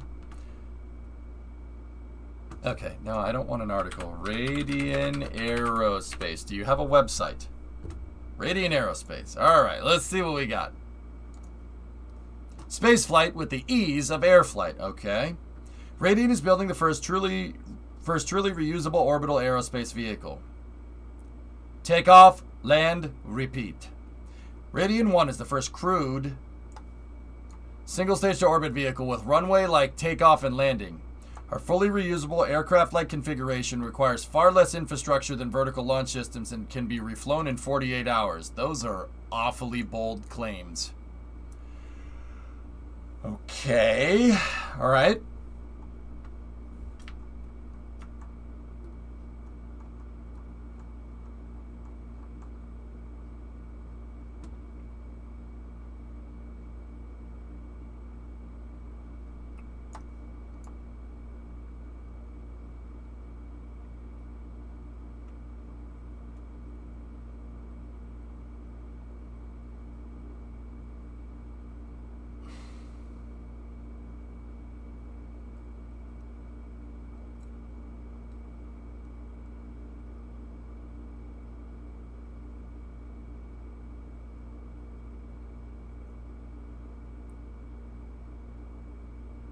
Huh. Cheaters! Cheaters! Okay. All right. Well, let's read a little bit more. So they're going to launch it from a sled. And then a nice low G ascent. Okay. They filed a patent for this in 2018. Cool. Let's see. I'll check the patent in a second. Let's go through here. Radian is developing one of the most important space vehicles I've seen to date, building a responsive, single-stage to orbit space vehicle that can take off and land from existing runway infrastructure is a game changer. I mean,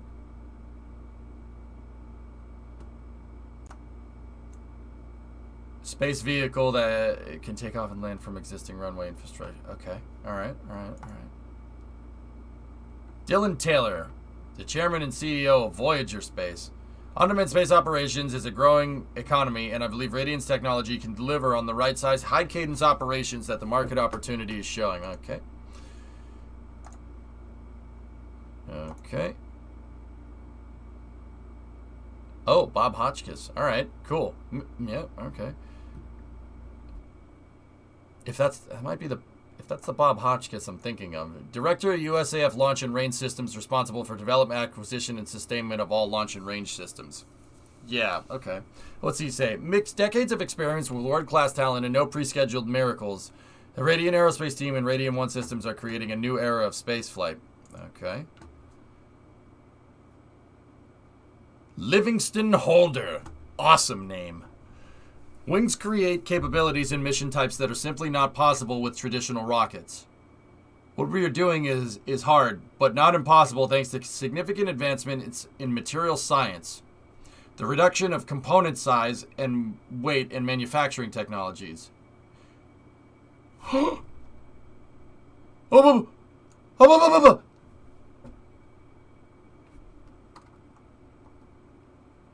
Livingston, my guy! Livingston, yes! Yes! Yes! Please make this work, man! Please! Radiant CTO and former head of the Future Space Transportation System and X-33 program at Boeing. God damn it! Okay. X-33, my favorite. Who's that guy? Doug Greenlaw, VP of Research Innovations Incorporated, former Chief Executive Asia of Lockheed Martin. Okay, Radiant is doing what's known as the holy grail of accessing space with full reusability and responsiveness. He's related to Bob Loblaw? Yeah, I think so. Bob Loblaw, blah.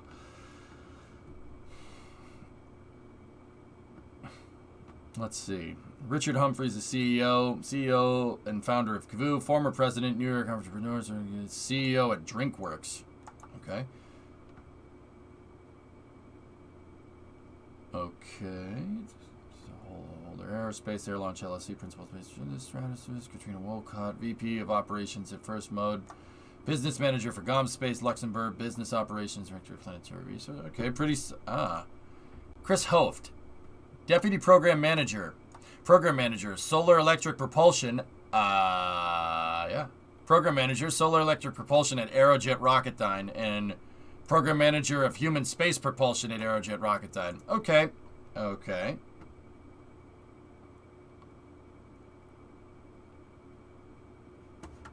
Insight is back up and running. Cool.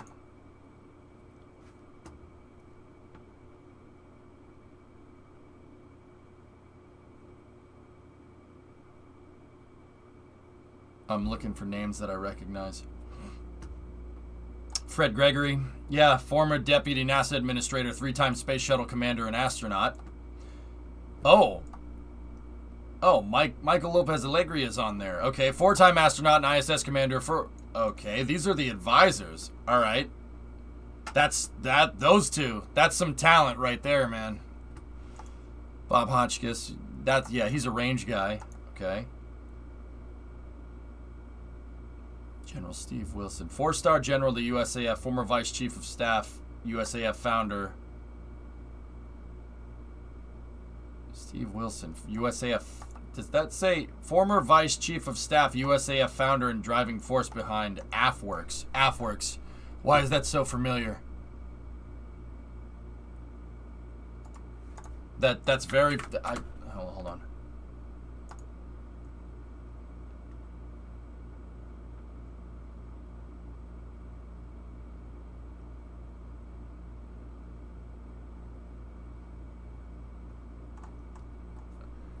Oh yeah, these guys. These guys take Miltech and they adapt it for the civilian market.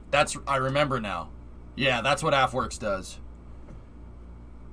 It's an innovative initiative in the Air Force. Total Staples, don't they try to bring Miltech down like to the civilian market? That's what AFWorks does, if I'm remembering right. Read the end of Livingston's description when you get a chance. Okay. Former USAF manned spaceflight engineer, payload specialist. Mm-hmm. Yeah. That guy's cool, man. It brings it into the Air Force. Okay, reverse. Total Staples, is this what you were talking about? Speaking of, what's Jim Bridenstine doing now? He's an advisor for Intelsat. He's on Intelsat's board of directors, I think. If I'm remembering correctly, Swishio. He does all kinds of stuff. He works for aerospace venture capitalists and stuff like that.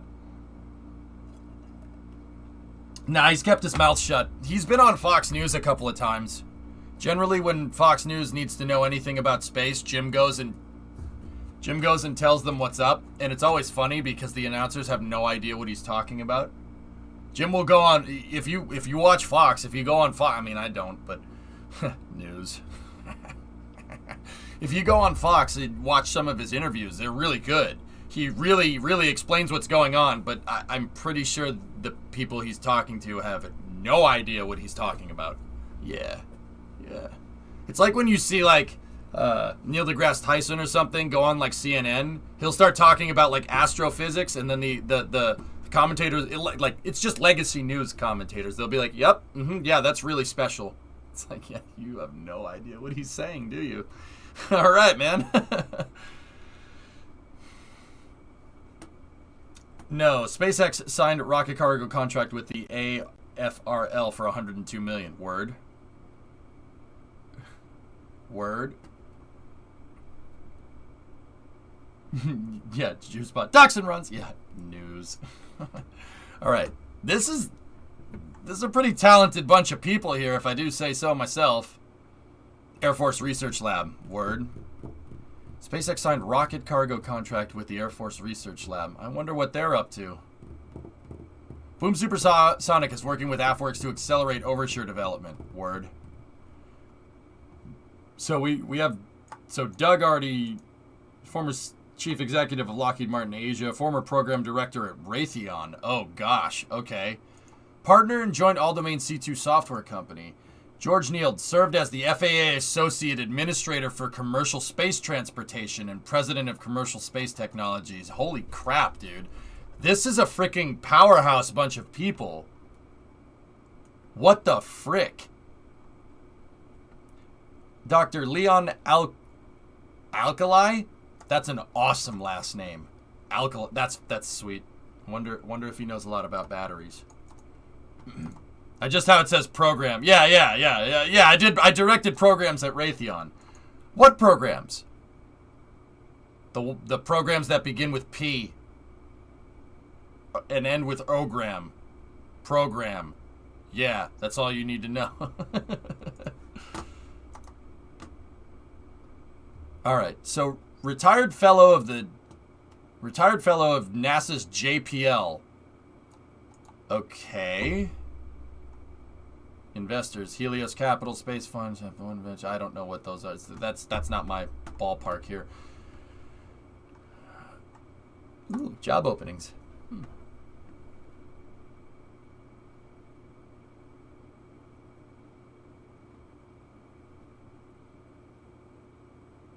Discovery, go at throttle up.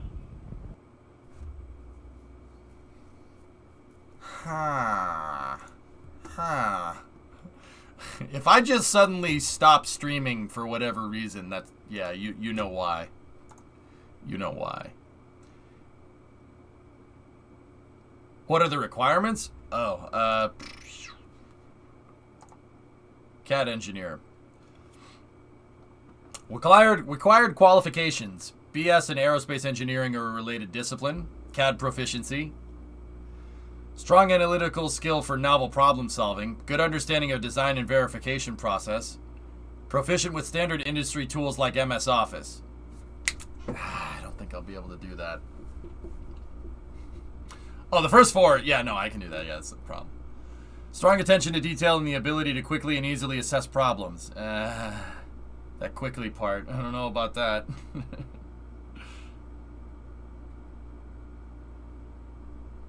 BS and aerospace engineering are related. I got the related discipline part, yeah. Strong attention to detail, ability to work collaboratively and seek assistance to solve problems.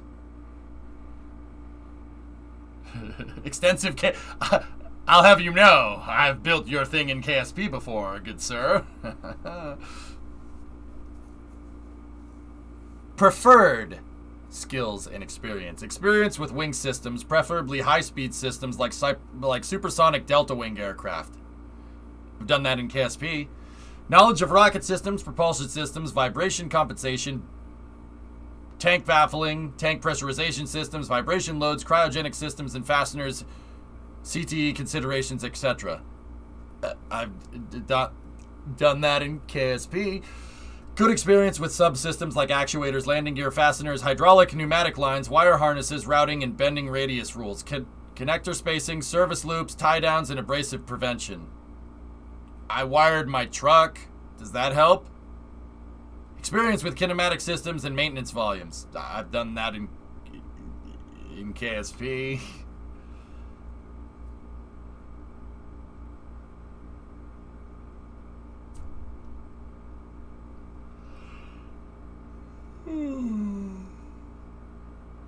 Oh dear.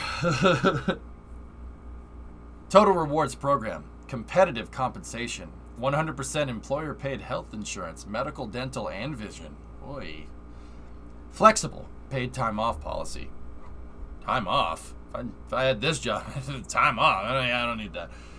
Flexible working arrangements, 401k retirement account, and employee matching. Ooh, very nice. Yeah, 100% employee paid health insurance. Nice. What's general application? Oh, just general application. Yeah, okay, I'm an idiot. See, you know what? That's actually a really good idea. Having this, a general application. None of these things, you don't think you fit in any of these? Well, how about this one? General application. Just send us an application. Maybe it'll work. That's a cool idea. I actually like that. That's neat.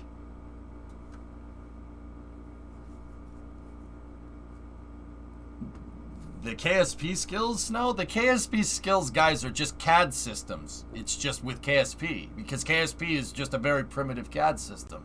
I can make stuff. Dude, I can make stuff. That's no problem. I can use any CAD system, anytime, anywhere. You're gonna have to give me a week to get situated. That's what Full Sail teaches you. They don't teach you to be good on one specific system over another.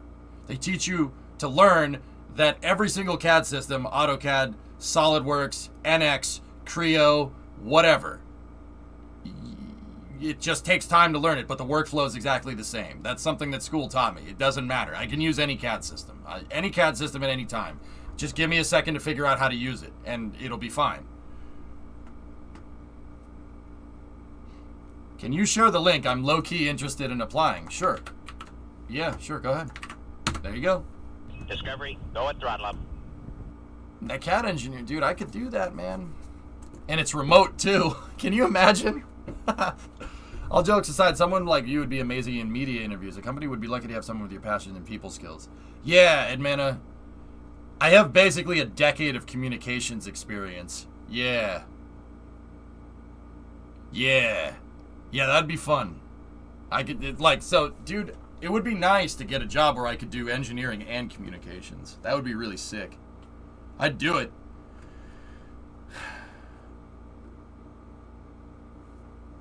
Alright, anyway. I didn't see much in favor of, like, how they're going to do this, though. That's the thing. Radian 1. Alright, let's check out the patent here. Oh, see? Oh, Livingston has the patent right there.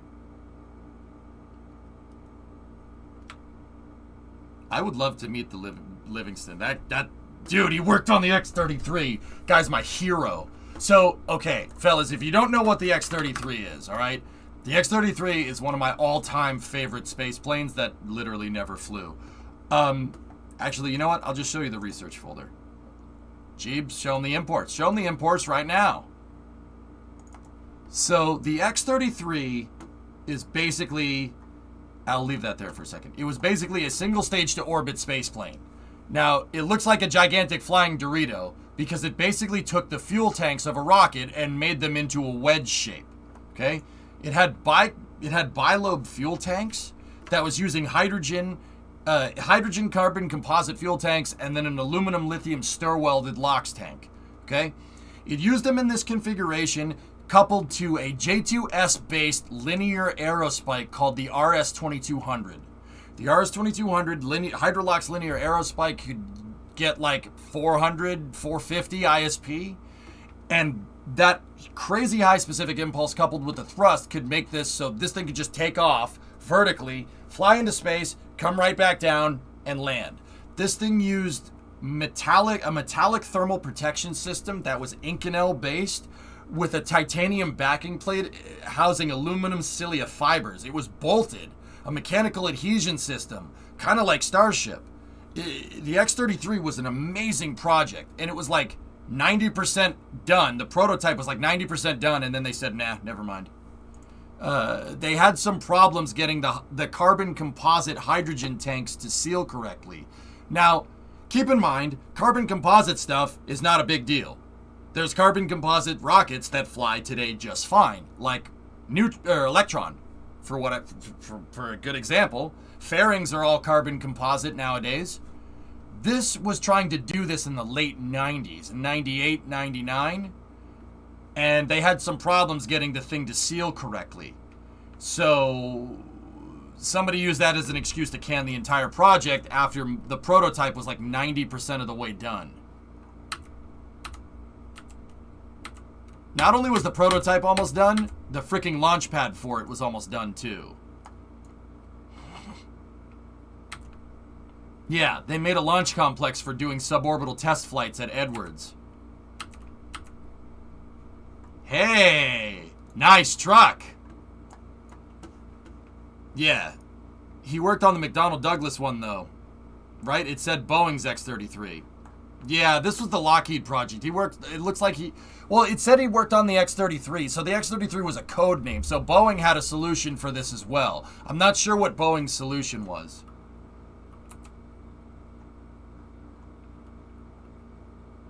Yeah, freaking launch pad was made.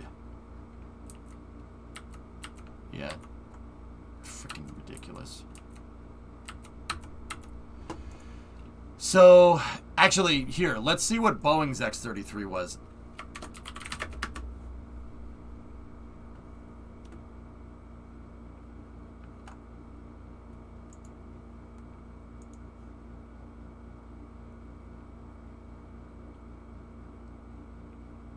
X-33P4, X-33 proposal. There's McDonnell Douglas, Rockwell. Interesting.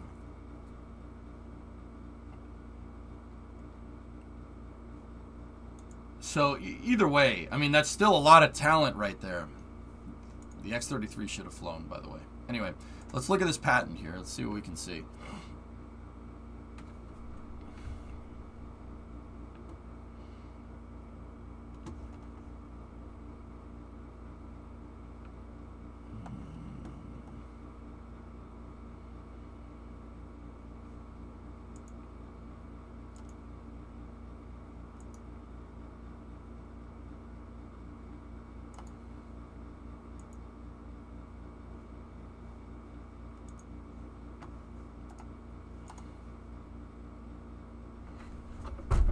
No way.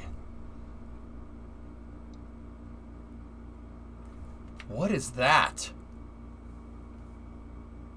What is that? Jeez. There's the rocket sled.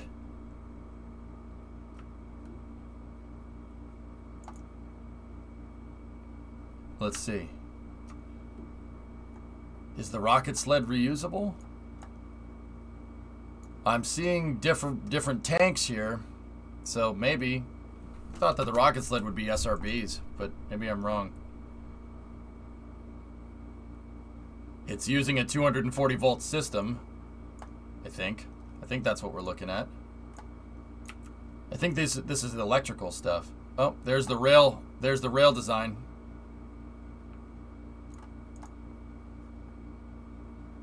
Wait, but if it's using rails in a sled, doesn't that mean it doesn't take off from a runway? You can rotate the image in the top left. Oh. Let's go back to thing 1 then.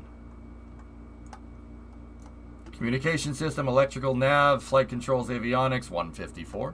And ECS. Oh, wow. Dude, this thing is freaking legit. I want to know what engines they're using.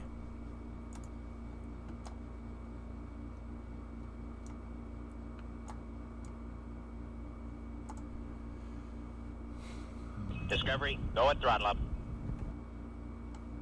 Yo, this thing is nuts. You know what this thing reminds me of? This reminds me of Star Clipper. Look. Not Star Raker, or Star Clipper, Star Raker.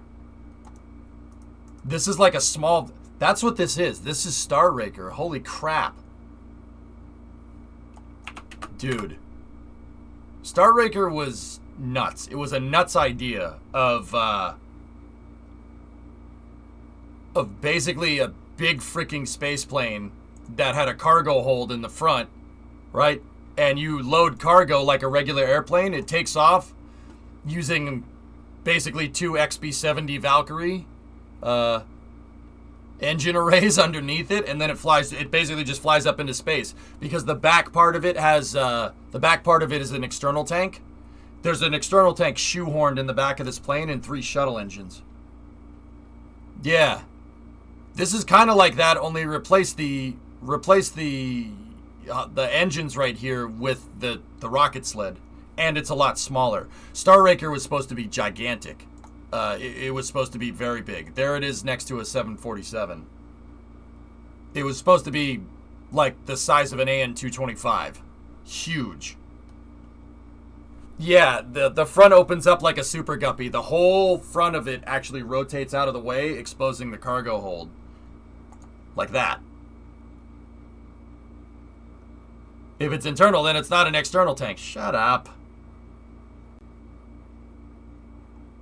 This is basically a smaller version of Star Raker, only take the jet engines off and use the rocket sled instead. Interesting. It's got to be using hydrogen. It's got to be using hydrolox. This thing looks exactly like it. I mean, even the shape is right. The shape is exactly...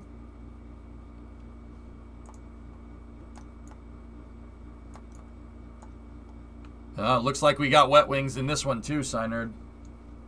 If I'm looking at that right. There's the cabin. Communications array, docking port. That's really cool. Hydrolox is the only viable option for an SSTO unless we contain monohydrogen. I mean, it could be using methane.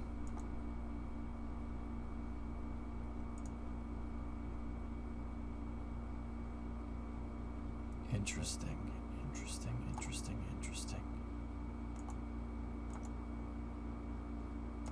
Yeah, there's the rail design.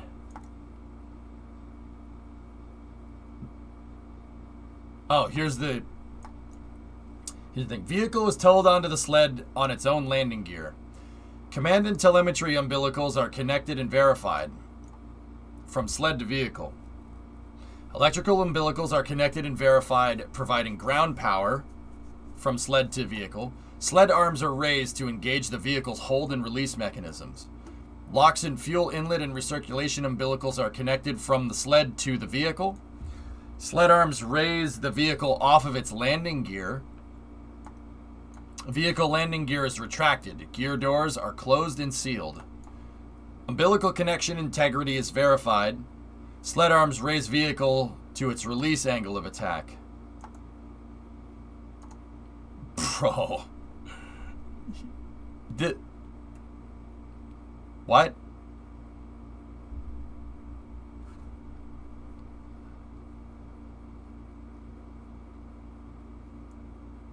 That's not you. That's not a runway.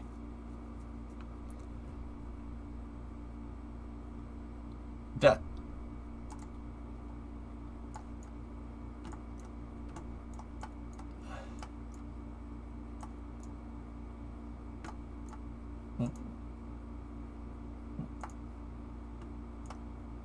Electrical power. Oh, there's the arms. And there's the arms latching system right there.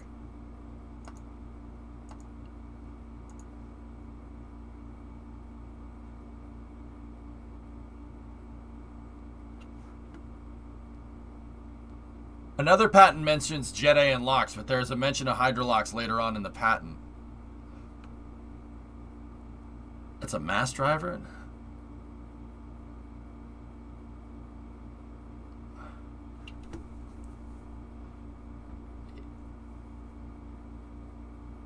Okay. So we have LN2, so cold nitrogen. Fuel return, hold, and release. Propellant management system. Interesting. NVB locks are circulated through the LN2 heat exchanger in the locks management system. It's got a heat exchanger built in, a nitrogen-based heat exchanger to keep the propellant cold, and it densifies the liquid oxygen by lowering its temperature to LN2, non-boiling NBP, boiling point. Densified LOX is loaded into the sled tanks. As LOX warms and expands, it is vented and recirculated through the LMS heat exchanger to maintain the target temperature and pressure. Densified LOX is loaded into the vehicle via the sled. As the LOX warms and expands, it's vented and recirculates through the sled and to the heat exchanger to make... Wow, interesting, a heat exchanger system. As described in greater detail below, in the event the Vehicle 100 experiences a mission-critical failure at any point during flight, the frangible joint 356 can be activated to separate the crew cabin 112 from the rest of the fuselage 102. It's got a jettisonable cabin, Devlin. That's cool. Is there a diagram of the heat exchanger? Yeah, it's a closed-loop nitrogen heat exchanger.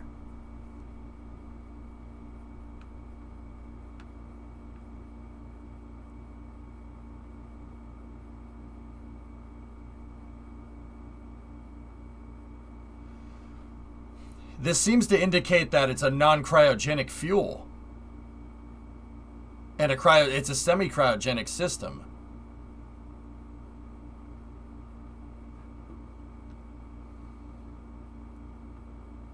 No, O-Force. Hydrogen's the most. The question is, the jettisonable cabin have a heat shield available to protect it? Well, it just turns into a lifting body, Vulcan. That's my guess. Lifting body and some kind of parachute, I would guess. What if it's just a boil-off management system? Well, it said literally in this that it densifies the propellant. So they load it with standard LOX, and then they start running the heat exchangers, and that densifies the propellant inside of the vehicle. Which is... I mean, Synerd, if you're going to make a vehicle that just needs the sled, and basically that's it, you don't want to have a complicated fuel farm, right? The idea is quick turnaround, so have the vehicle do it itself. You have low payload capacity and you're losing payload mass by taking this with you, right? But the high frequency of flight makes up for that. According to the patent, the crew cabin detaches, has thrusters to fire it away from the vehicle, and then a recovery chute pops. A forward-facing heat shield protects it during re-entry. This is a new company called Radian Aerospace. Radian wants to build Radian 1. Basically... an airplane that launches off of a rocket-powered sled that flies up into space and comes back down. Low payload capacity, but small cargo and crew.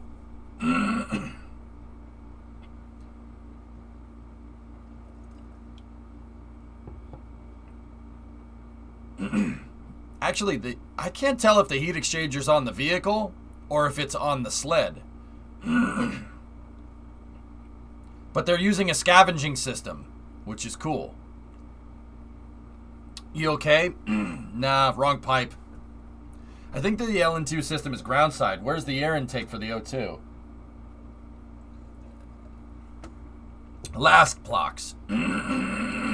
The fuel also goes through the heat exchanger. Gotta be LH2. I didn't see the fuel going through the heat exchanger. The heat exchanger's up here. I only see the liquid oxygen going through it, Tessa. In fact, I specifically see the fuel management system not going through that. There's a controller that controls both of them, but that's not directional. Figure 14, 14, 10. Okay.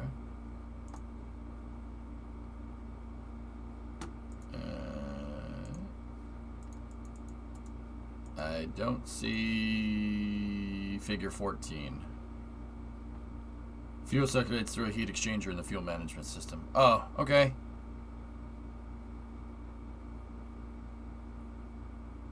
I wonder why they decided to go with a heat exchange. So yeah, okay, we have fully cryogenic. So it's either methane or hydrogen. My guess would be hydrogen.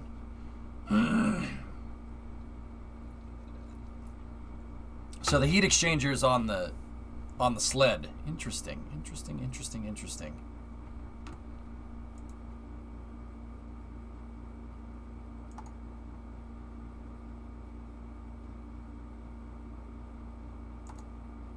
So that's just cycling the countdown.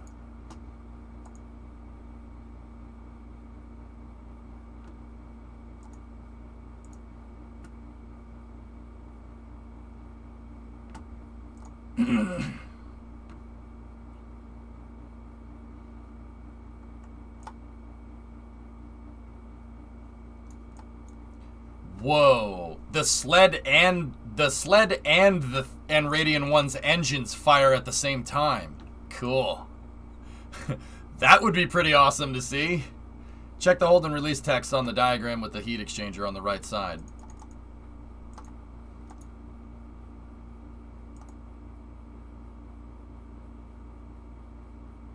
Sled and vehicle engines are throttled to 100. Sled system is to maintain sled and vehicle propellant conditions.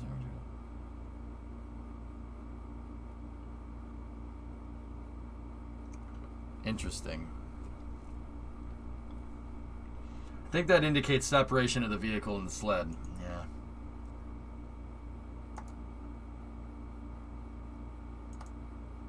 That's their fault tree sensing equipment, I think.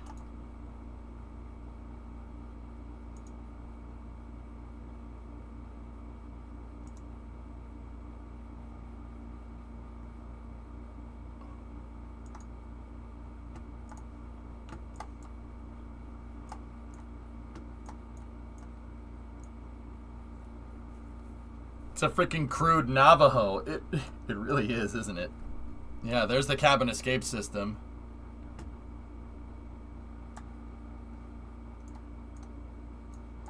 What the frick?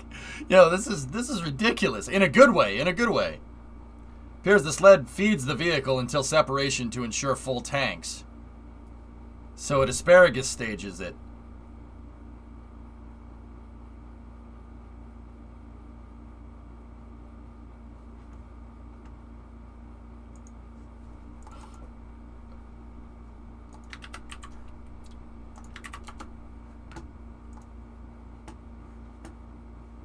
We could make this in KSP, guys. I could, yeah, dude, I could make this in KSP. It shouldn't be an issue. The sled, actually, would probably be the hard part. Yeah. The sled would need to be as long as the damn runway. And how would we get the sled to brake? How would that work? I mean, we were looking for an SSTO solution that was horizontal takeoff and horizontal landing for Kerbal. That's all I'm saying. I mean, personally, I'd rather just make Star Raker. I think Star Raker's an easier solution than this, but that is pretty cool.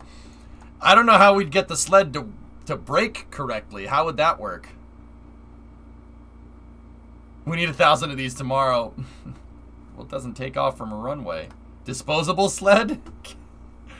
It seems like the sled is about as complicated as a stage, Novus, but it's as complicated as a stage that doesn't leave the ground.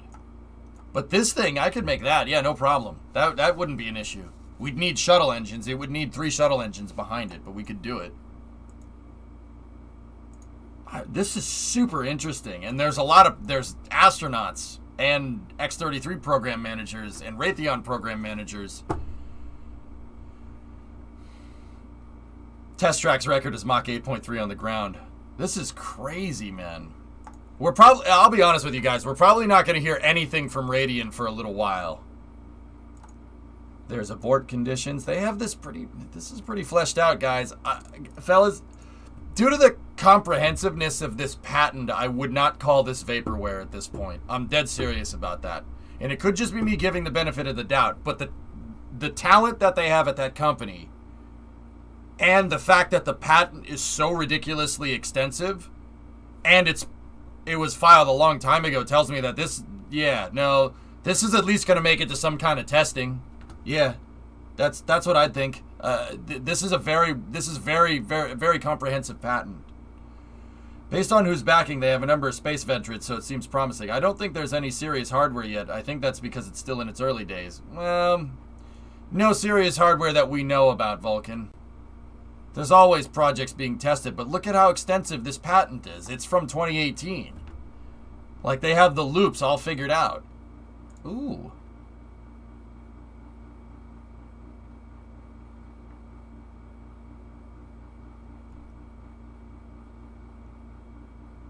Cool. What have they actually built? I have no idea. I don't know.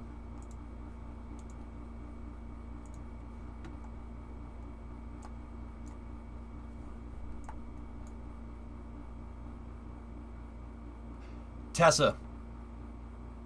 I think the sled is Keralox. The sled's kerosene. And the vehicle is hydrogen. Man, that's complicated. Dude, this is complicated.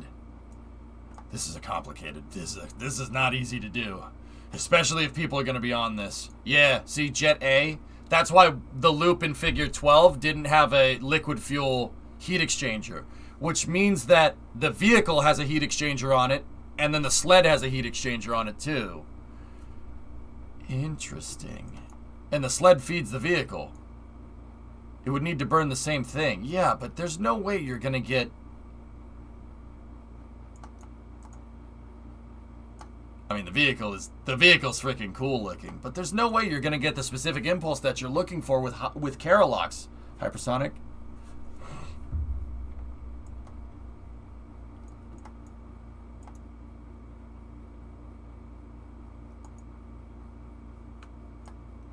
Dude, if that thing ever gets made, that'd be amazing.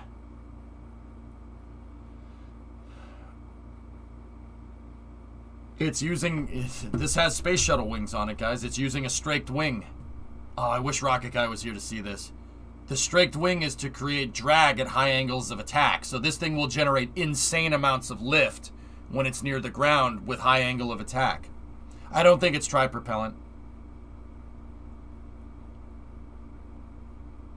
Hey, Joe, I'm doing all right. That thing is cool, man.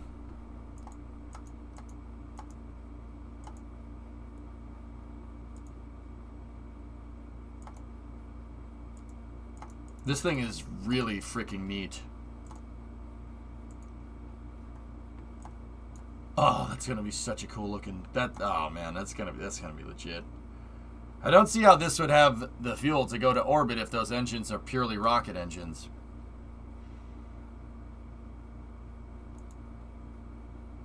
It looks like they're carrying wet wings, if I had to look at this right.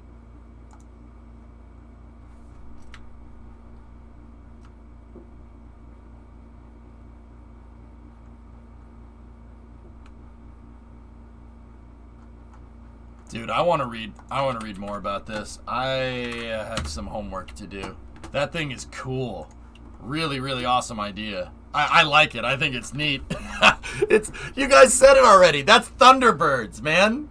That's Thunderbirds, but for real. That's freaking Thunderbirds in real life, dude.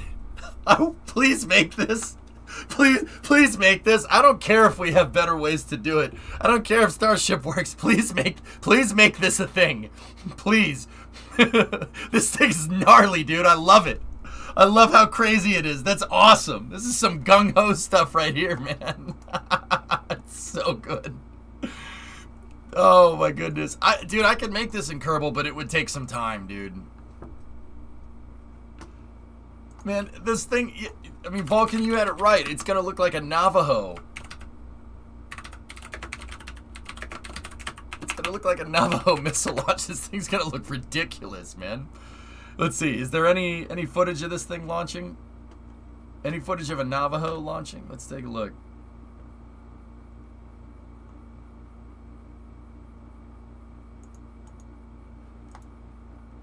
I mean, Navajo is vertical launch.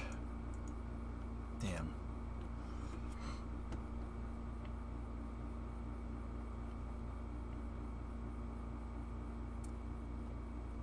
Hang on. Maybe a Snark missile?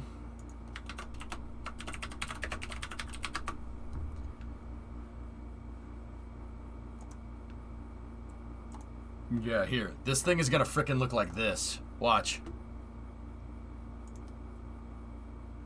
Here, let's get to the good stuff. It's gonna frickin' look like this. Looks like the design could be LOX CNG, LOX RP1, or LOX hydrogen. It's gonna look like that. Yeah! Woo!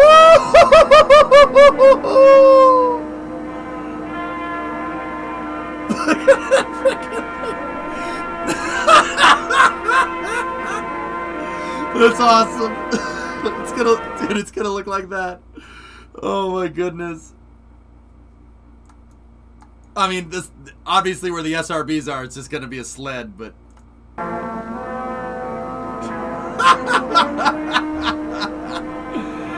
oh my goodness.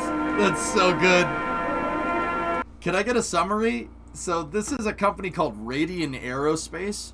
Radian Aerospace wants to make a sled-launched space shuttle.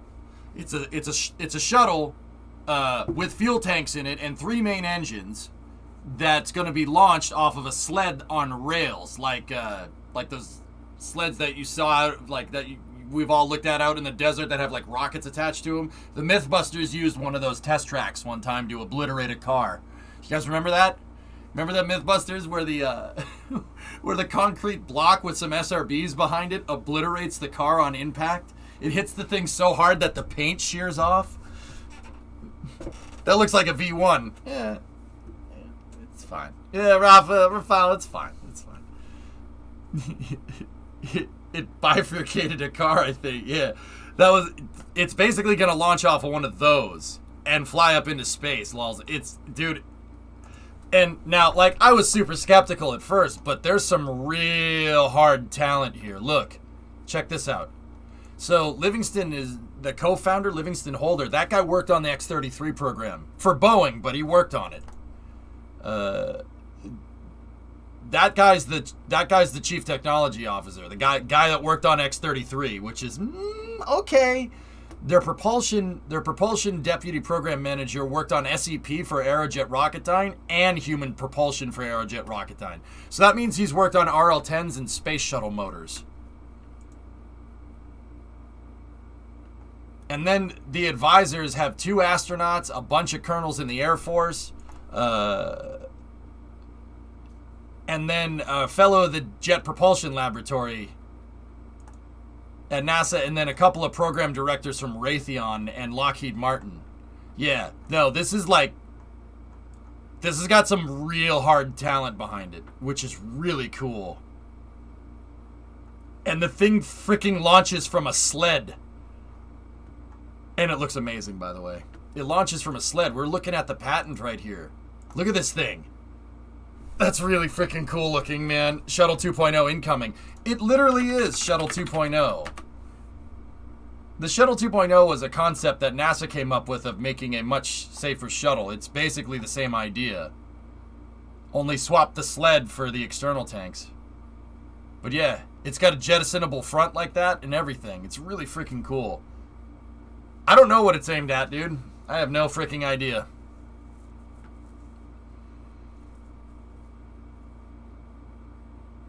How much better would it be if it angled the track up a mountain? Not. That would be difficult to make. Making rails go up the side of a hill. Rails don't like going up hills. And then there's that. No. This thing is cool, man. That's really cool. It's got a little tiny payload bay and room for 5 people up at the front. Could you build it, sled and all, in KSP? Yeah, of course. Building the rails would be the tough part. That would be hard to do. Building a rail-based system like that would be difficult, but... I mean, I could just put the sled on wheels, do the same thing. Some serious brains behind an SSTO. I can't wait. Yeah, dude, this thing is legit, man. That's really cool. I mean, with all SSTOs, most of it is fuel tank, but still, this is a really gnarly idea. Oh, that's so cool. There's your separator motors. That's what those are. They're SEP engines. Yeah, see, there's a bulkhead right there, 352. This whole thing from here forward can pop off. That's really freaking cool, man. So would that be worth it with such a small people plus payload capacity? And haven't raised any money yet. The haven't raised any money yet part is incorrect. Would it be worth it? If you could fly it as much as an airplane style, sure, absolutely.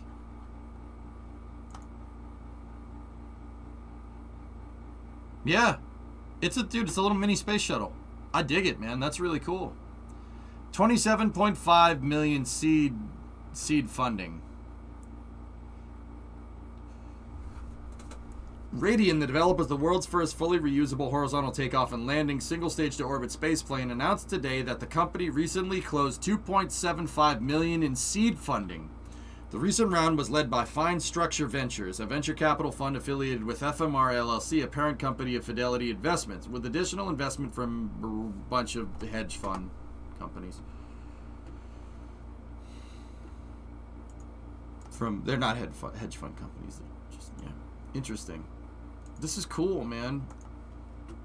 Judging by the difficulty the SSTOs were for you in Kerbal, I'm skeptical of Radiant's success. Yeah, I mean, Kerbal demonstrated Guinea pretty dang well why building SSTOs is complicated. It's a lot of stuff. The pad was the hard part. Building all the things that made the thing fully reusable is difficult. It's better to just build just a freaking rocket. Like, SpaceX nailed it by trying to land the first stage. That's a really good interim thing to start down that road. But yeah, the infrastructure and the equipment, because the delta V equation is such a pain in the butt. Yeah, dude, I mean, yeah, it's a big pain, dude. Even getting the thing to tilt vertically. Although, that pad is one of the coolest things I've ever made. Yeah, that pad was awesome. Sometimes I get the hankering to go and finish it. But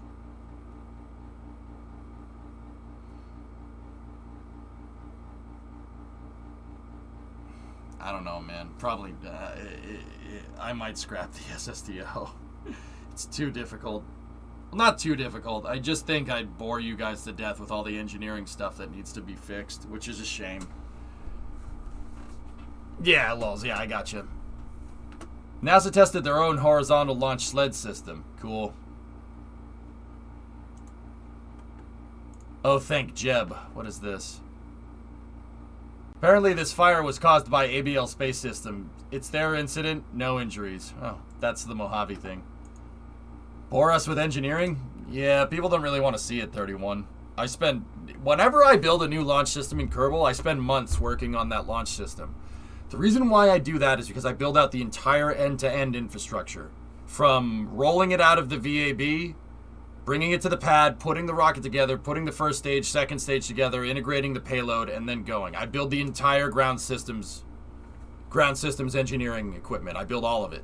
The reason why I do it is to show people that everybody says space is difficult. Nobody says why. Well, even putting the stupid vehicle onto the pad is a difficult thing to do. Ask SLS. Ask the SLS program managers. They'll tell you how complicated it is. It's a really difficult thing to do. Heck, you could ask Elon. really, really difficult. I mean, Elon is making the launch pad put the damn vehicle together. You know how complicated that is? Like, it's hanging hanging balls from the chopsticks complicated. But yeah, no, it's difficult, man. That's why I do it. I love playing Kerbal that way. That shows people the process, and it gives me better understanding of how the whole process works. Have you guys ever heard me say something about the space program and then, like, okay, I'll give you an example. The other day, there was an ASAP report about Starliner, and I looked at it and I was like, what? Do these people know what they're talking about? The ASAP report. Now, don't get me wrong, I know why the Aerospace Safety Advisory Panel is there. That's what it stands for. They were like, oh, Starliner does this, this, this, and this, and we're concerned about this, this, this, and this. And I'm like, why? How can you be concerned about stuff that hasn't happened yet? And then Boeing and NASA said, yeah, well, your concerns are over things that we didn't know was going on. When we figured out they were going on, we identified them as concerns. Talking about the service module problems. So, like, I knew, based off of what I know about processing and how spacecraft processing works, that they wouldn't have even rolled it out if they weren't sure that, like, Starliner was ready to launch. And the Associated Safety, or Aerospace Safety Advisory Panel was like, oh, why did you roll out a broken spacecraft? I'm like, well, the short answer to that question is they wouldn't unless they didn't know something was wrong, because that's not how spaceflight testing works. I mean, Boeing is a lot of things. They're not stupid when it comes to processes. Like, ask anybody that works there. There's a lot of processes, man. They wouldn't roll out a broken spacecraft. They wouldn't do that. Education aside, you're spending 90% of the stream on 10% of the mission. Yeah, I know, Vasia, but that's what makes me happy. That's what I enjoy doing. I enjoy engineering the vehicle. Freaking engineer, man. What do you want? Yeah, Gully, that's been hashed a couple of times over. Oops, I dropped my dragon capsule. Last, sorry. Okay. I just realized this is a privately funded show, so no Roulette screwing with everything. Yeah, Laws, the thing is that Roulette doesn't really screw with the engineering. They don't screw with the fine-tuned stuff. But yeah, I understand what you're trying to say.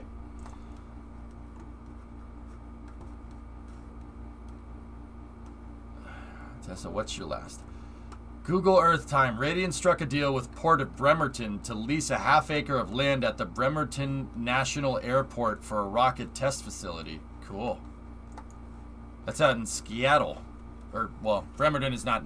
It's kind of near Seattle. It's not in Seattle. They're a little ways away. I like the engineering, but the SSTO is boring to you because I feel like it limits us to LKO, and that doesn't account for every time it crashes, and then we broke it. Yeah, Snow, well, I mean... I said I told you it wasn't a good idea to do that, to even try to attempt to make an SSTO. But we'll go from there. Bremerton, yeah, that's where the aircraft carriers are, Dish. I used to fly C-172s out of Bremerton. Cool. Yeah, of course. I actually know where it is because I've flown around in Flight Simulator.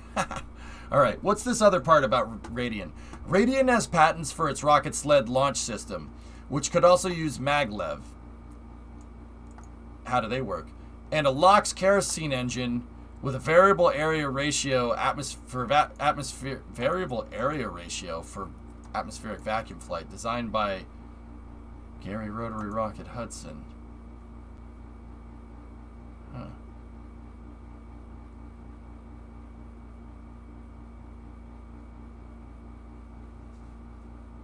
Huh.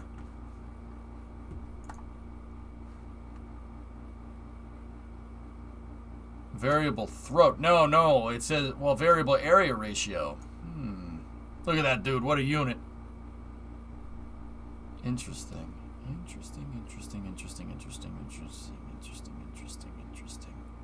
Yeah, Traveneer, cool. It looks like a gas generator. Closed cycle gas generator. Yeah. You have one turbo pump there, and it looks like it might use turbo pump gearing like an RL-10. You have your LOX and fuel inlet right there, injector plate there. 151 is the combustion chamber. Throat, and then the nozzle.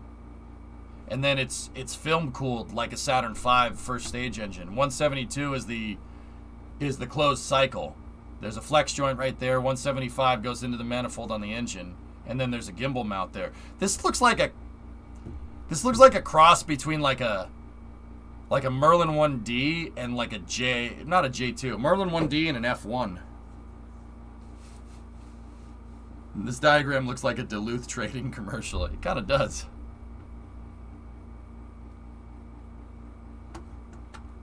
Yeah, Gary Rotary Rocket Hudson. Yeah, the Rotodyne, that thing. Oh, jeez. Interesting.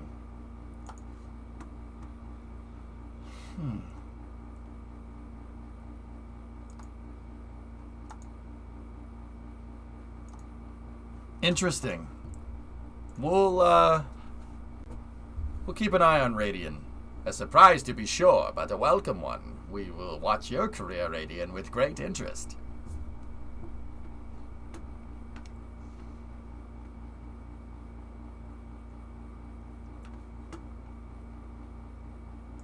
You found a test stand in Bremerton, at Bremerton Airport. Good luck with these wings. Well, K-Mare, you know, anytime anybody tried something new, you know, if people didn't doubt them, you know, the world wouldn't keep turning, so. Yeah, alright. Yeah, well, look at what we have here. Interesting. I would ask them for the rocket equation calculation they had to do.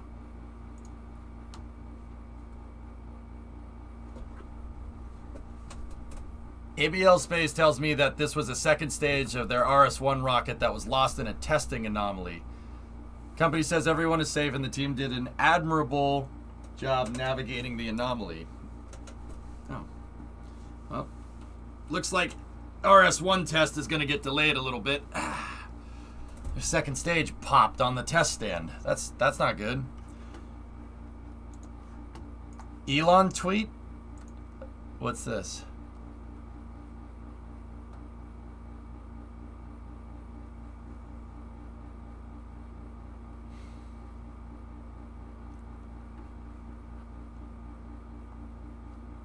Yep, okay.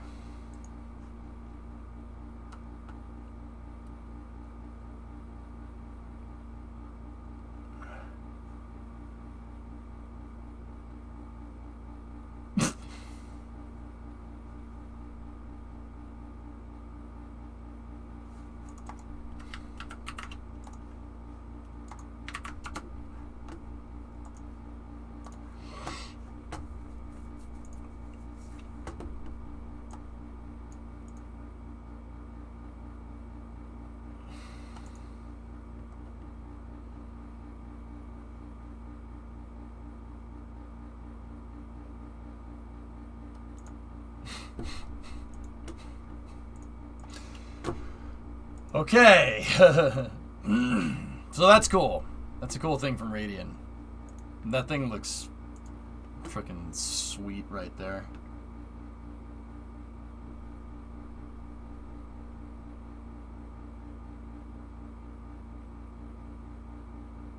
Yeah, I don't see why this wouldn't work.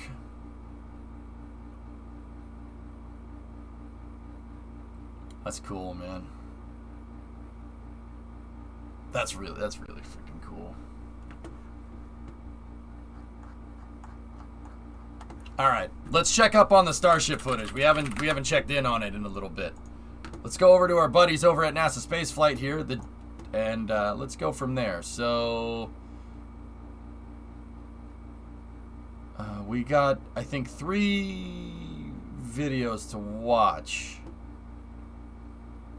Actually, I think it's 1, 2, 1, 2, 3, and 4. Let's start right here. I'm still trying to figure out what the role of the Radian SSTO would be. Point to point? No, to orbit. Guinea. Or Guinea, it's to orbit. They showed it in the patent. They showed it docking to the space station. Small update on HLS. Okay. All right. Mark Karasich describes the progress on the HLS award to SpaceX. SpaceX completed 5 milestones when the protest suits about the award were cleared.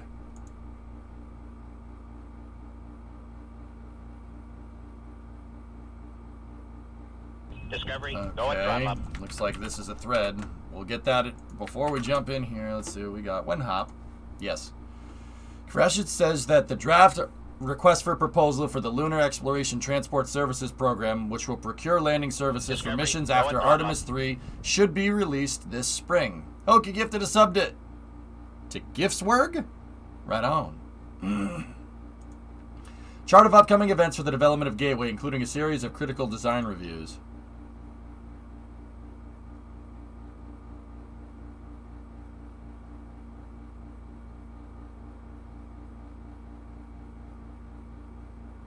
Word. You might want to see this just in case. Mute just in case. SLS full stacking sequence. Oh, yeah. Yeah, that's pretty rad. Dave put all the stacking together. I know that guy, Swishio. I know the guy that posted that video. Big SLS fanboy. About the biggest one around, dude. Man, it's going to be great to see a station be built again. Yeah, Gateway is going to be cool, Pigzig. It's going to be cool. The views from Gateway. You think the ISS views are good? The views from Gateway are what's going to be insane. Seriously. It's going to be insane. It's going to be insane. You'll be able to look out the... If Gateway is going to be oriented how I think it's going to be oriented, you should be able to look out of the spacecraft at any point. You should be able to look out either the left or right side of the spacecraft, because the bottom of Gateway is going to be facing towards the moon. You should be able to look out left or right at any point and look and see Earth. You should be able to see Earth at any point. Gateway's orbit, the rectilinear halo orbit, is a resident orbit that uses lunar precession to be always facing towards Earth, which is actually really cool. It's a really, really cool orbit. Basically, the station is always in communication with Earth. That's the benefit of it. And it's a little bit of an easier orbit to get to, because that rectilinear halo orbit, the only way it's resonant, so the only way it stays in constant communication with Earth is by being highly eccentric. It's an eccentric polar orbit. Yeah, N-body tricks for the win, pretty much. Yep. It's a really cool idea. It's actually not a bad place to put that station. The other place that I think would be a good place for Gateway would be L1. But putting a station at L1 basically only gives you access to one side of the moon. I mean, that... Gateway being in a polar orbit basically means that any spacecraft can deorbit from Gateway, get to low lunar, and just be in a regular lunar polar orbit, and then access anywhere on the moon. You can land anywhere you want. Which is actually pretty cool. That's why they're doing it that way. That's why they're putting it where they're putting it. Because if you just circularize down into LLO in a polar orbit, you can not only get at the North and South Poles, you can land anywhere on the moon. You just got to wait a second. And then your orbit will tilt underneath. Your orbit won't tilt, it'll rotate. So, that's actually not a bad place to put it. That Gateway's a pretty cool idea. And the cool thing about Gateway is that because you're not getting all the way to low lunar orbit, you're getting like 5/6 of the way there. Even though it's 5/6 of the way there in terms of like energy, that's the difference. That last sixth of energy is the difference between like a Saturn V and a Falcon Heavy, for instance. So Falcon Heavy should be able to get a sizable payload out to Gateway. So should like Delta IV Heavy could do it. Vulcan could do it. Vulcan Heavy could shoot a sizable payload out there. Obviously Starship, but yeah, that's another story. So, yeah, pretty cool. So SpaceX is starting to make progress on the HLS. Very neat. All right, let's get to the Starship video, speaking of that.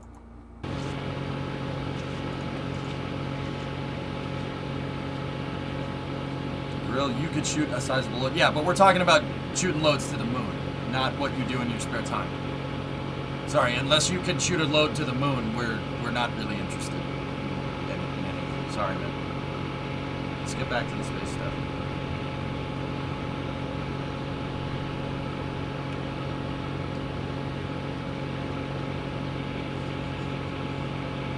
I'm sorry, you don't have enough characteristic energy. Your C3 is way too low. Unless you're as powerful as a Saturn V, which I highly doubt. I mean, Estes rocket, maybe. Like E-motor Estes rocket with some, maybe an A motor for Gorilla right there.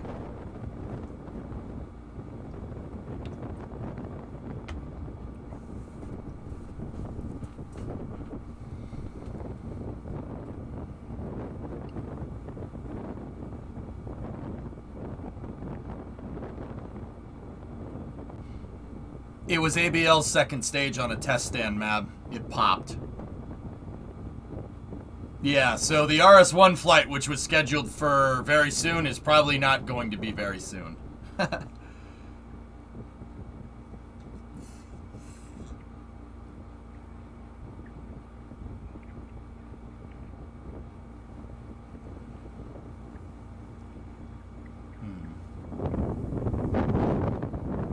Ship quick disk quiz connect. Ship the Starship Bisquick. That's just what I'm gonna call it from now on. That's the Bisquick right there.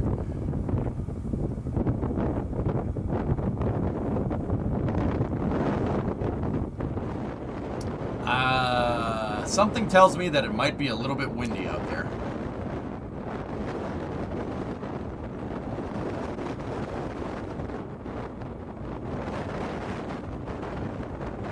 Maybe like just a little bit windy.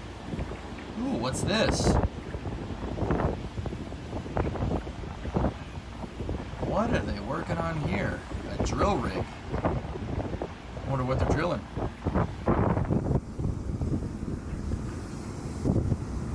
Yeah, Blackness, that'd be neat.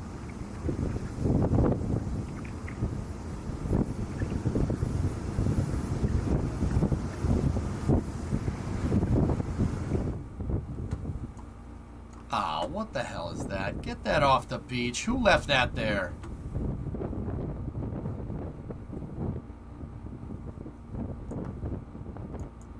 You know what's weird? I don't mind the wind buffeting against the microphone noise if it's just the wind buffeting against the microphone. If someone's trying to talk with the buffeting noise, then it's annoying. Then I can't stand it. Hey, Rhino.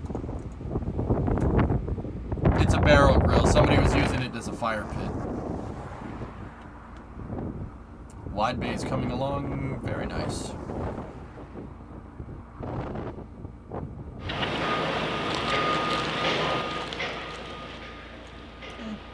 It's alright.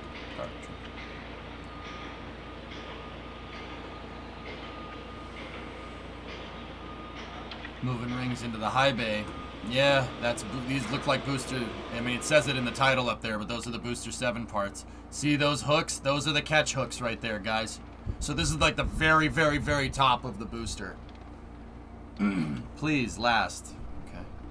What happened a few days ago? I read that a tank popped. It was yesterday, and I'm getting to it. Keep it in your pants, Swishia. Don't be like that other guy.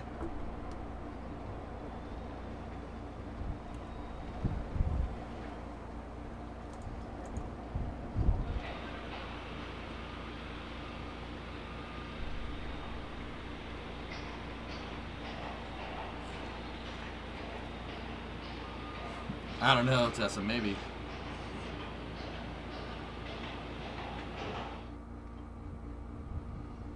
So that's tile 14, that's tile 15, that one's 16, and that one's 18. I'm going to guess that that one is between 18 and 16 is probably, wait for it, 17. I know, I'm a genius. Okay, seriously though, right, jokes aside, look, dude, look at this thing, man.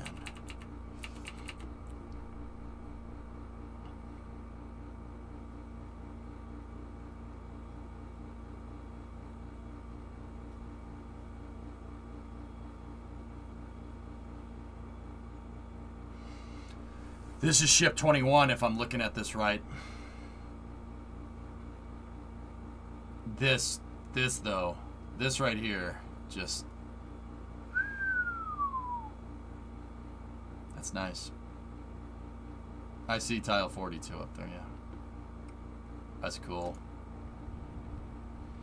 SpaceX is getting better at their tile placement, for sure.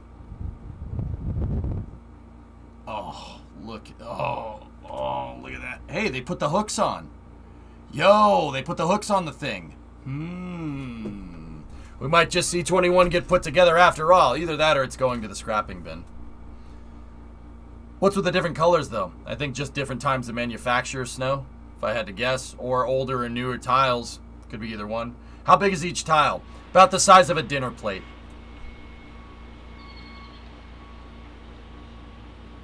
This looks like someone just ripped the texture from the shuttle. Yeah.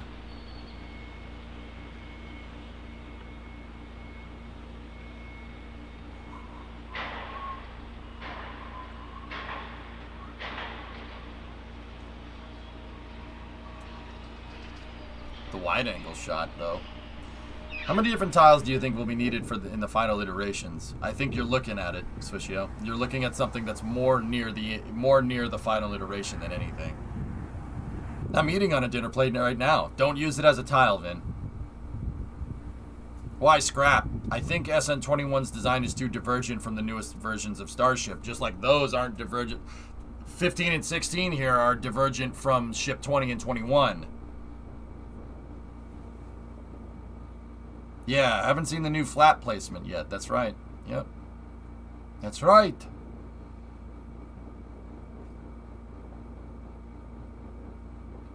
Nice, Tessa.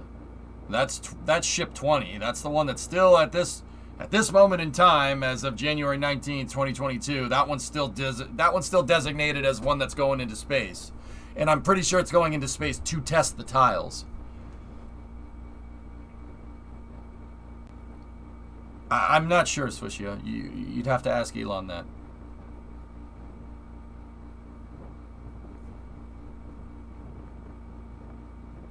Where's it going? Into space.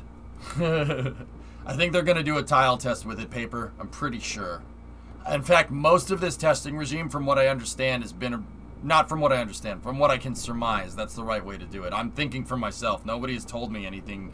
I don't get insider information from Starship. I know people that work on it, but I don't ask them, and I don't want them to. I want to make sure that my analyzation is on point. Said anal. Anyway, I'm fairly confident that most of the testing that they did, like when they stacked Starship with the big crane before, when they stacked Booster 4 and 20 on top, or when they stacked 20 on top of 4, I'm pretty sure that was to test the tiles popping off during integration. And I'm fairly confident that that's what that was for. And I'm pretty sure that the orbital flight test is a heat shield test. They want to make sure the tile design works. I mean, there's been some supplemental testing with that, like propulsion systems and static fires and stuff, but I know that the static fires, they're testing to see if the tiles pop off. I'm pretty damn sure about that. But once again, that's what I think, so I don't know if that's true.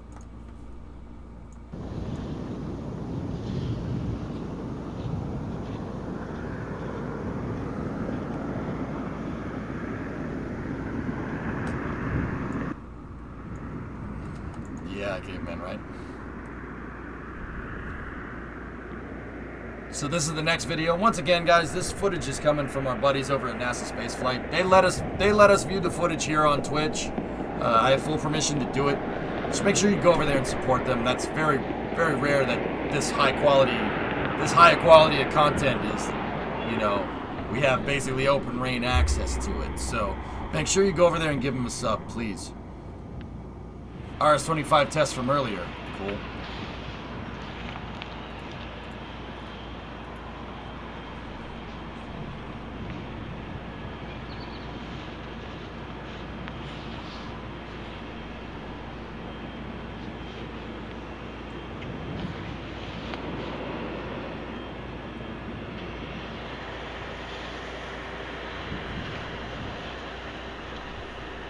Yeah, I got you, Joe. I'm trying.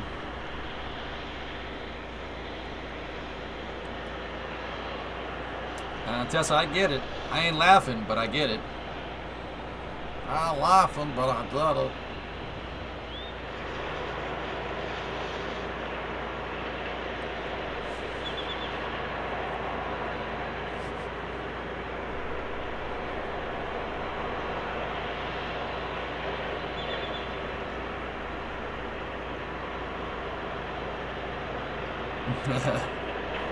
Joe, that'd be nice.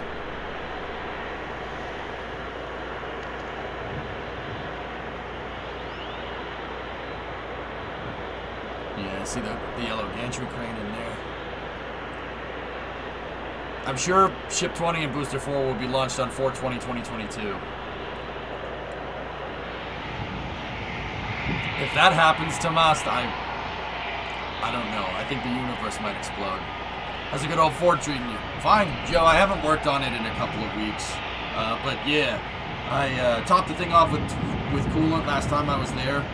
Topped it off with coolant, changed the oil. Thing runs fine, runs great. Clutch still works. I bled the clutch out, and it still works. After a couple of weeks of me bleeding it out, which means that the fluid was just low in the clutch and it doesn't have a leak, which is pretty good. Either that or it's an extremely slow leak.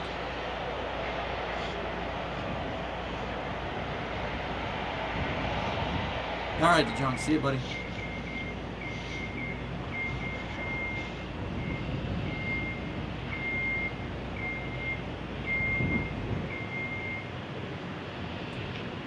That's a big freaking crane right there. The truck. Look at that thing. That is an absolute unit. What model spec is the Ford? Technically it's a 97 F250, but it's a 96 body style, so it's a 97 F250 HD. But if you wanted to find a picture of it, you should Google 96 F250.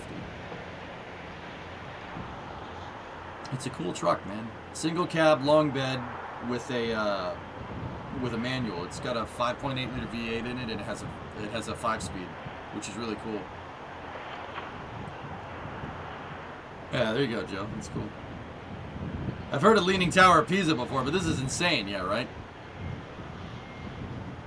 What SpaceX is doing here is nothing short of miraculous. The fact that this even exists, and let alone that NASA spaceflight, gives us coverage, and SpaceX is courteous enough, not courteous, but they're cool enough to let NASA spaceflight film this stuff, right? Like, NSF is out there. DAS is out there setting up cameras, dudes. He's out there setting up cameras, and, SpaceX says, SpaceX allows them to do it, which is nuts. Like him and Lab Padre, and they're super cool about it, but obviously don't go up to the rocket and film yourself next to it, right?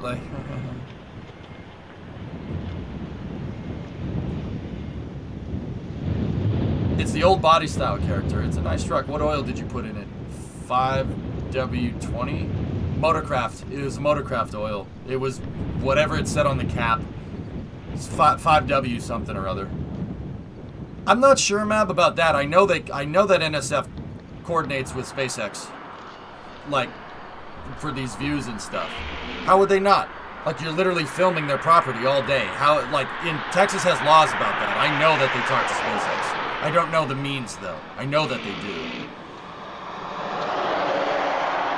What's your opinion on what ship versions will fly? The more time passes, the more I talk to C-21 and Booster 5 being the ones for the OFT. Elon said in an interview the other day that 4 and 20 are still the ones that are going to fly motorkit. So, I mean, SpaceX's plans are always in flux, so who knows, dude? You might be right. I don't know. I don't think 5 is. 5 is scrap. That's why they put it out to pasture. Is Rocket Labs launching anything soon, or would that be later this year? In a couple of weeks, actually, Kenobi, yeah.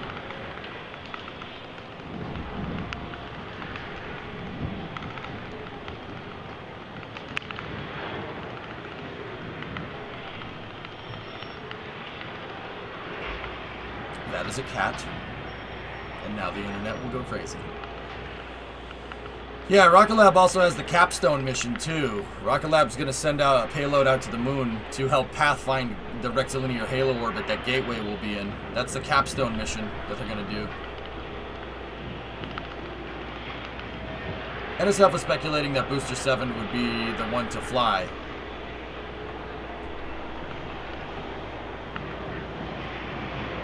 It's not X-33 and VentureStar getting a revival. Goose, look up Radian Aerospace. R-A-D-I-A-N Aerospace. We talked about it, or just back up in space news a little bit.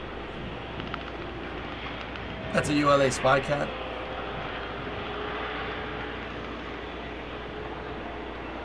Yeah, engine Uber, right? Yeah, chopsticks. Yes, chopsticks. I hate that dumpster. It looks like Watto's junkyard up in here. Put me in the pizza putitanolia. Outlanders, they come here, they mess up my store. Hey. What kind of oil did you put in your truck for the third time? 5W20.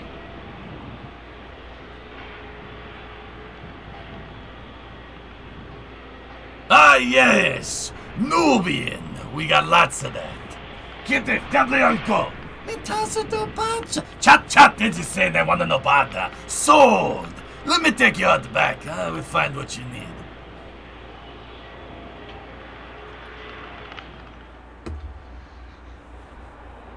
I have 20,000 Bitcoin. 20,000 Bitcoin? Bitcoin is no good out here. I need something more real. I don't have anything else, but Bitcoin will do fine. No, it won't! Bitcoin will do fine. No, it won't! What do you think you are? Some kind of crypto trader waving your hand around like that?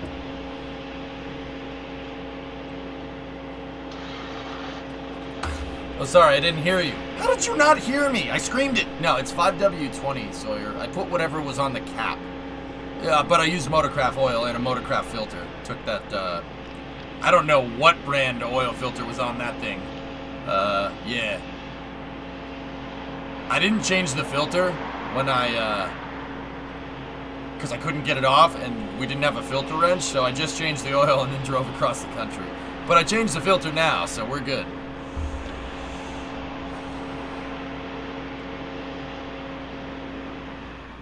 Waving your phone around like that? Are there any presumed dates for the KSP launch? No, not at all. He's a Tidarian. Mind tricks don't work on him. Only money. Remember, Force only works on the weak-minded. And so does Bitcoin. I'm not finishing that joke.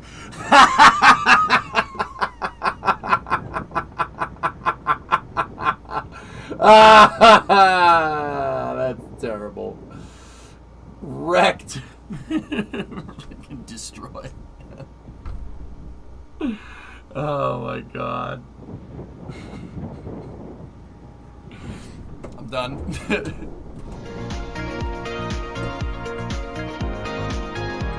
Alright, we got 2 more videos and then we're on to Summer Car.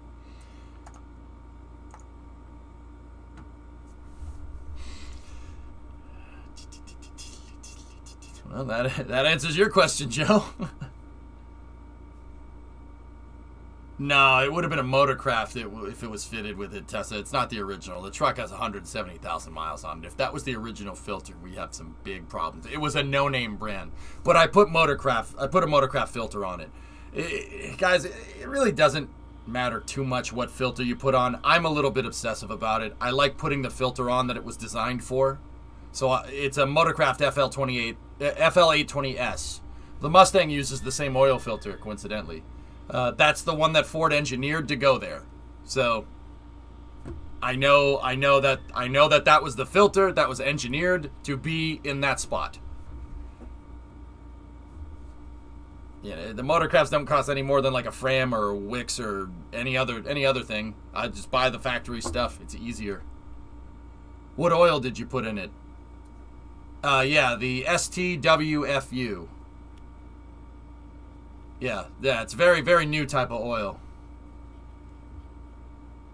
GTA 5 question. Can you race in GTA 5 without playing through the primary mission? You have to do one starter mission when you get into GTA Online, Engine Uber, but for the most part, no.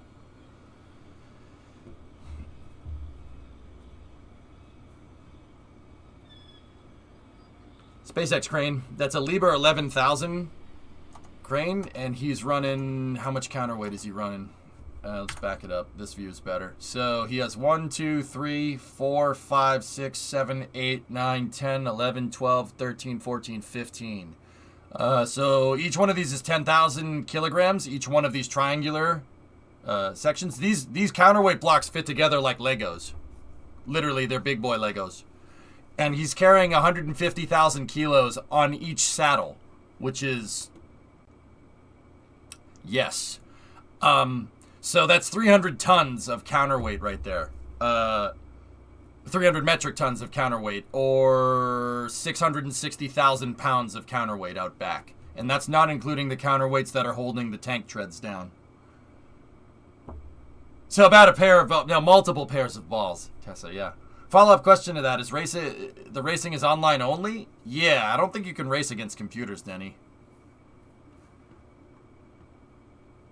See last, have we heard new information about the Nova C launch? Nothing new, no.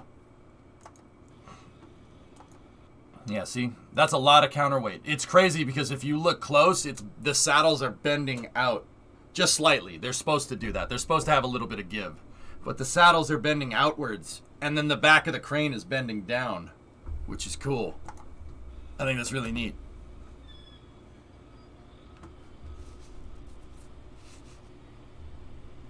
Truck. Bro, look at that thing. I would say that thing's a tank. But it's not a tank. It's a crane. It's not a boulder. It's a rock. Yeah, that's not a lot of counterweight, to be honest with you.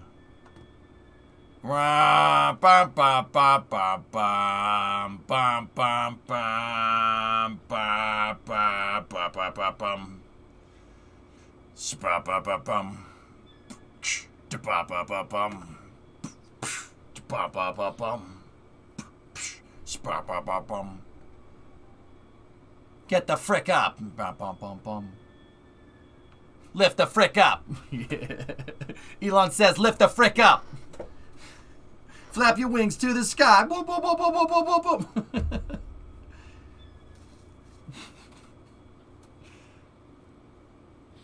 Starhopper's in the back with its lights on. What's up? Brum, brum, brum, brum. Starship, flap your wings. Yeah. Yeah, I said it. Flap your wings. Okay, so that's the lift spreader to lift the Starship. Six points. Oh. Oh, okay. Do you think the crane would be able to lift Starship on top of Super Heavy if it needed to? You'd need to make some modifications to it, Blacklist. Those cranes are like Legos. The cranes are like Legos. You can build them bigger if you have the parts. Literally like Legos. You want to build a bigger Lego kit? Buy more Legos. The crane sections are prefabricated segments and you could put them all together. Now, that version of the crane didn't lift Starship before. That was its bigger brother. But that one could do it with the proper attachments. They also moved the stand with the quick disconnect plate next to Ship 20. Interesting. What are the counterweights made of? It's cast iron, Nezzy. Cast iron. Heavy. Dude, if every single person that's watching this stream right now, if we all pulled together and somehow tried to lift that thing, we wouldn't be able to lift it. It's 22,000 pounds. 10,000 kilos. There's no way. It would be like us trying to move a tank. One of those things would be like trying to move a tank. Well, a light tank, let me put it that way.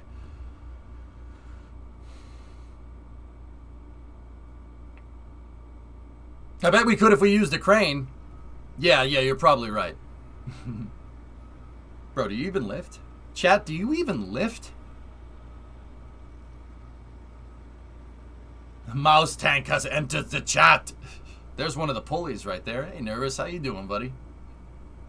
Those slings are rated for 40,000 pounds per in a vertical lift. Word. Give me a big enough lever and I can move the world. Or catch a rocket in this case. Oh, point of note, fellas. You see all these tabs that they put, not spaces, tabs that they put on the I-beams? I'm pretty sure those are mounts for cladding, so I think Mechazilla is going to end up looking like the 39A fixed service structure with like the stripes down the side. It has all the tabs on it. See them up there on the left? Dost thou even hoist? Yeah. That quick disconnect is cool, man.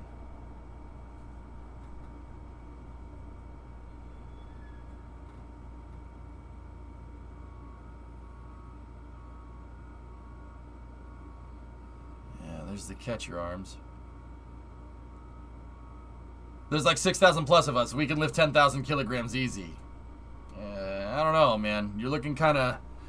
Mycon, you're looking like me. You're looking a little flabby. Do you even lift? I kind of miss Mechazilla. What do you mean miss it? It's right there. Crew's painting the orbital launch mount. Huh. That's 17 kilograms each, though. Hey. Some people might not be able to lift up 17 kilograms. Okay? We probably could. But how is all 600 of us going to grab it, Mycon? Yeah. Problem solve me that one. Riddle me that, fool. Ropes and pulleys. That wasn't the agreement. So now you change the goalpost. You move the goalpost to confirm your cruddy math. It's despicable. I'm kidding. Yeah, we probably could. But yeah, I don't know how 600 of us are going to grab that thing, but yeah. I'm sorry, we each use a single finger. Your single finger can move 34 pounds? Do you even lift? Sorry, anyway, I'm going to get back to watching this. So those are that's the umbilical hookup for Booster 4. It's like the pyramids. Oh, God. Oh, that guy's stick welding something.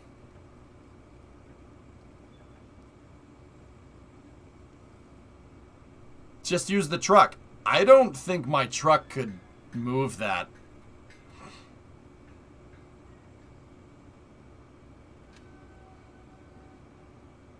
Is that cement mixer flying? Why does that look funny? Why does that make me laugh? What? Why was that funny? What the hell? Yeah, I'm just a cement mixer just flying through the air. This is fine.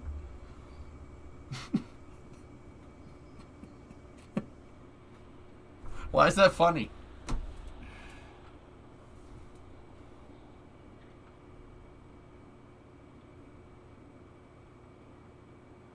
Stop sitting under a hanging load.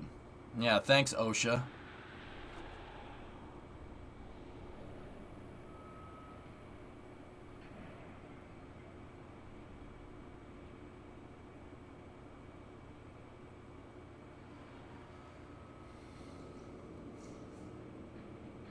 Yeah, they're moving some of the buttress bars out. Or no, that might be just a regular crossbar. I don't know.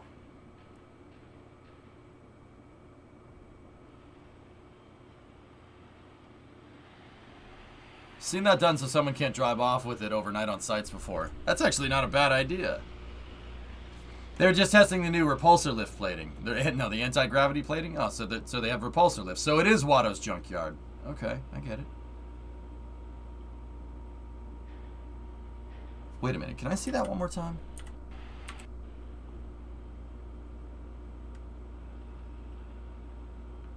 Oh, dude, look, he shimmed that thing in place. Look at the vertical, look at the column. See, it's off to the side, and then he moved it into place. Yeah, neat. Cool. Yeah, he shimmed it. You see that, Chow? That's neat. I mean, this thing's like putting together a big erector set, dude. You gotta just kind of, you lay the part there, then you put a couple of bolts in to pilot it, and then you move it into position, and then you tighten everything, which is cool. That's really neat. We saw the guy doing it. That's really cool. It's a big erector set. That's what it is.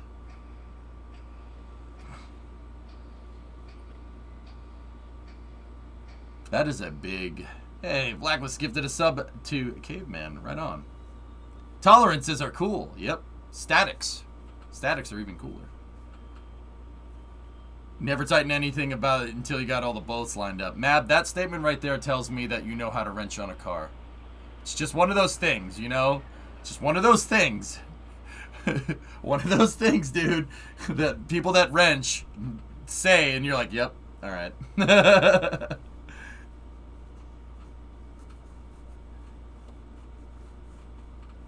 You gotta. Yep.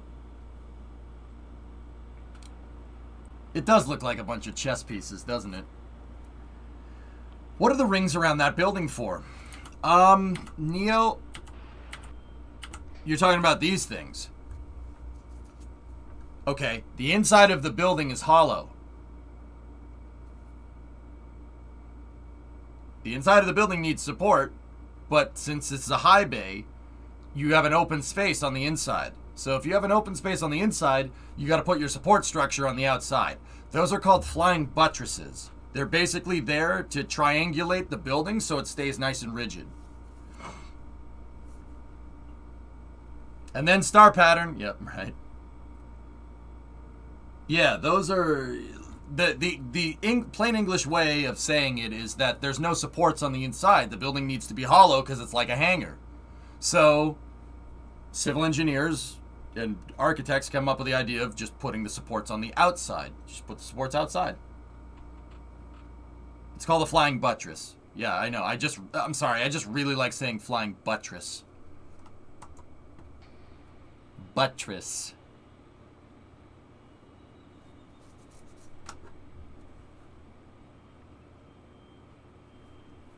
Buttress. It's an oldie but a goodie. That's right.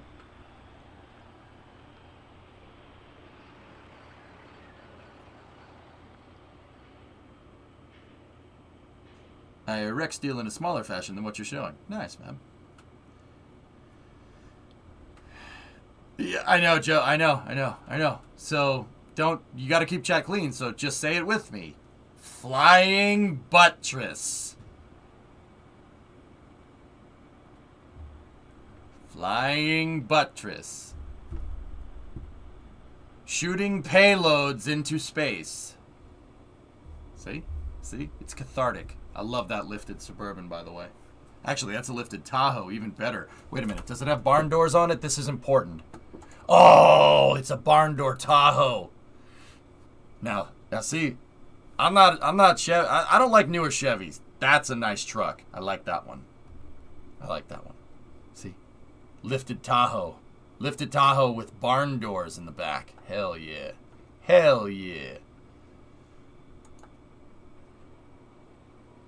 Now that's cool. I like this thing too. If I could make that my daily driver and drive it around exactly like that, I would. Why you like the barn doors so much? Because it's cool. Because it's not a stupid tailgate with the... No, lift gates are dumb. Barn doors are where it's at.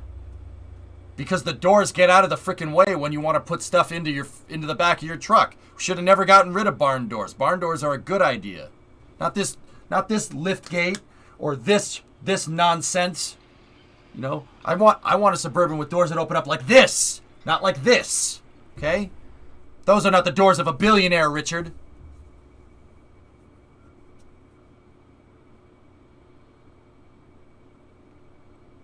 Ship 21, they're moving it around again. Get a van. I don't want a van. I want a truck. But father, I don't want any of that. Can confirm I have a Tahoe with the liftgate. Liftgates are dumb, alright? They're dumb. Liftgate, more like dumb gate, am I right? Got him.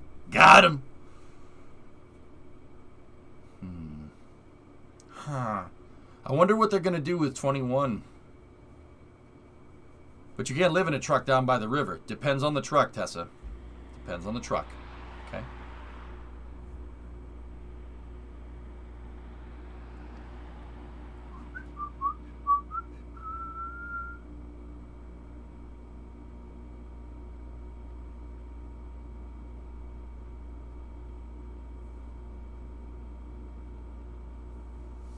When are they going to stop calling it a high bay? There are high bays, are they not?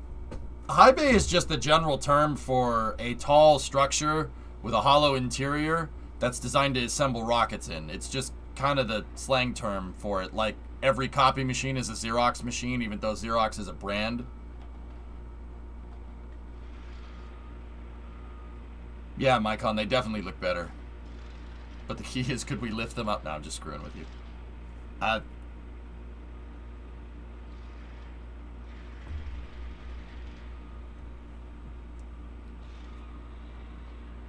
What's going on in there? That's an old nose cone. There's the header tank.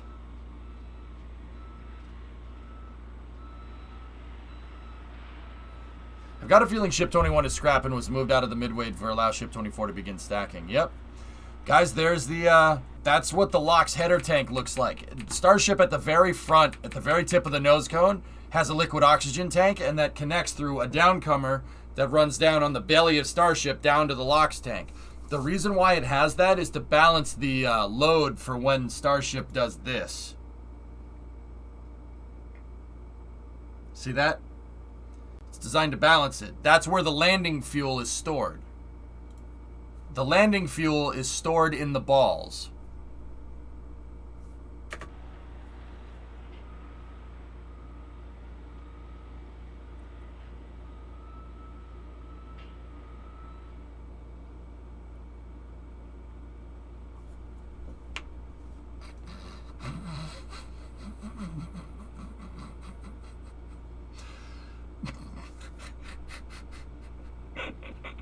Sorry.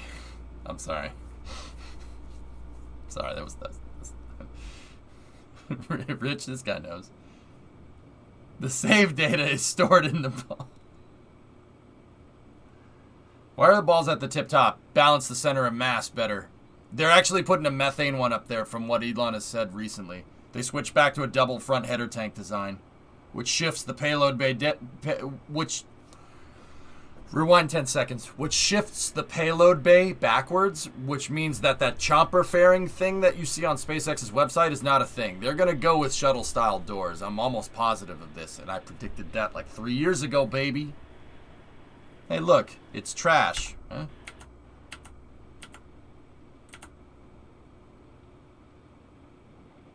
Predicted that a long time ago. I called it. Where's the trash? I see. No, that's good. I'll take that. That's Super Duty. I'll take the Ram too. That's Chevy though.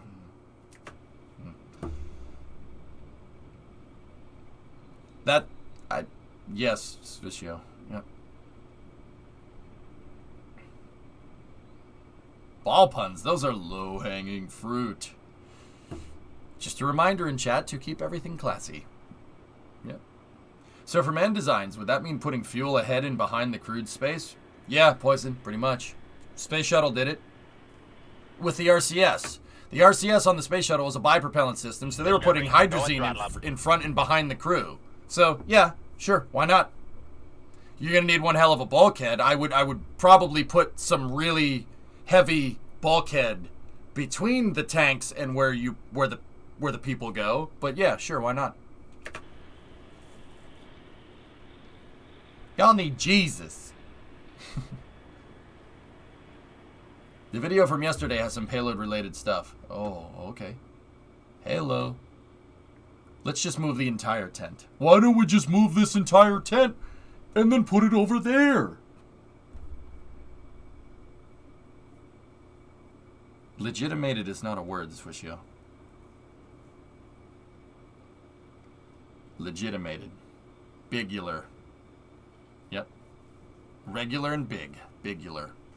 How much will Radian benefit from having access to practical X-33 knowledge, and will that give a realistic head start in achieving faster progress? Your design always scales around propulsion style. Ask Elon. He said that Raptors are the thing that could doom SpaceX, namely producing them, not the design. The design is good. Producing them is the problem. Every rocket, Saturn V, Space Shuttle, Starship, Falcon 9, Radian, ABL, doesn't matter. It scales around your propulsion system. So it really depends if they can nail the propulsion and the fuel tank design, because that thing has some weirdly shaped fuel tanks. Shh, I speak better English than you speak Italian. So, we're not talking about Italian. Don't change the subject. Alright. Let's see what we got here. Last video from my buddies over at NSF.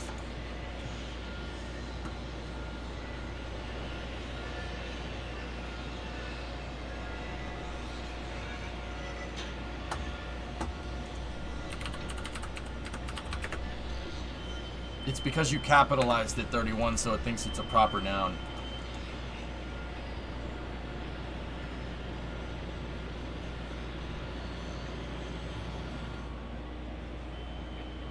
The most explodey part of the rocket is the hardest part to not make explode? Yeah, I know, right? It's funny how that works.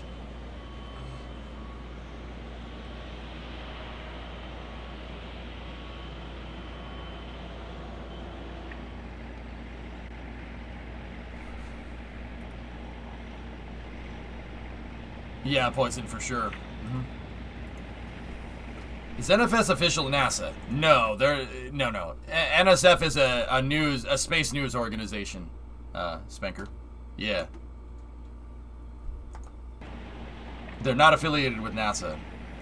What they used to see, NASA spaceflight is old, man. What they used to do is because NASA was the only thing that launched anything, is they used to only cover shuttle launches. NASA spaceflight's been around for a long time, better part of 20 years. I remember reading their forums in like 2006 or something. It was a long time ago. Yeah, I used to read the forums a lot. Yeah, I got called a loser for doing that in study hall. Oops. No, but seriously, thanks for correcting me. Switch you. It's fine, dude. It's fine. Don't worry about it. Hey, Noah, what's going on? So, the reason, that's why they're called NASA Spaceflight, because they only used to cover NASA launches. They only used to cover shuttle missions. And then, now, with the commercial market emerging the way it is, they're covering all kinds of stuff. You're still a loser, though. I mean, yeah, okay, so, tell me something I don't know. Motorkid, NASA Spaceflight's been around almost as long as you've been alive. Yeah, think about that for a second. Das is the producer for NSF. Yeah, of course. He maintains all of this stuff and makes sure we get these daily videos, dude. NASA doesn't have a problem with them using the name? I don't think so. I'm pretty sure if there was a problem, they probably already would have said something about it. This is a beach. Remember, chat. Life's a beach. Dig it.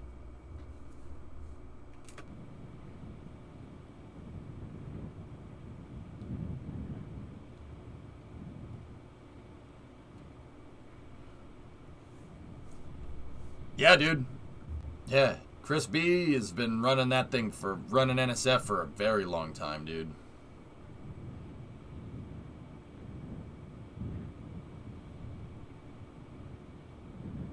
Dig the beach, too much sand in the buttress. Nice. All right.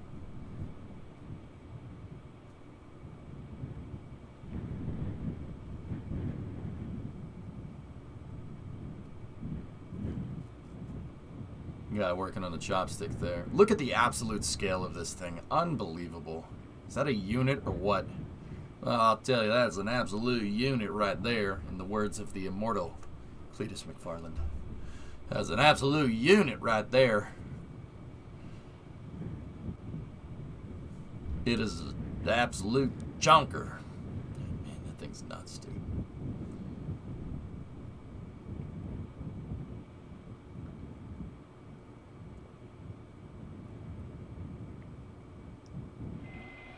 I'm telling you, man, when that thing catches a booster, I will lose it. I want that truck over there. This one. See this one? The one on the end? I'll take the one on the end. She's perfect. That's a cool truck. I like the color. Night, Sun Temple.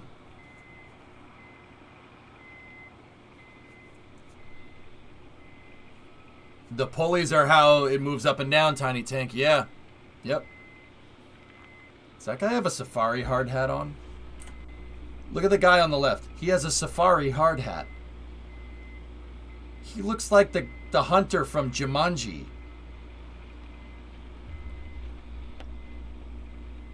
They stopped making this round in 1922, like since before I was born. Damn.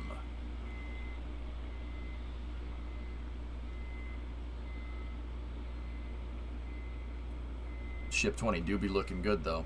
See, guys, part of the reason why I think they're going to fly Ship 20 is because they have... See these things right here? Flight data recorders. See what I'm talking about? This thing has 4 flight data recorders on it. Now, I'm going to go out on a limb here and say that, I'm pretty sure the ship that, you know, is going to fly has flight data recorders on it. The ship that's not going to fly just yet doesn't have flight data recorders on it.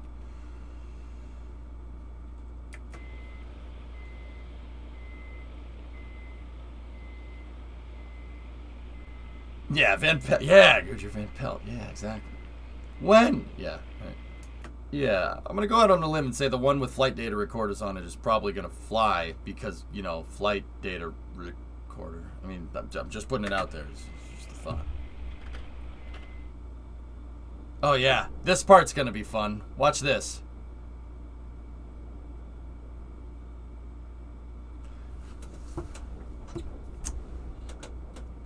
So SpaceX was doing another pressurization test with liquid nitrogen yesterday. Watch this. Go at throttle. This happened while we were playing Hearts of Iron yesterday. Barkwell, 62 month resub.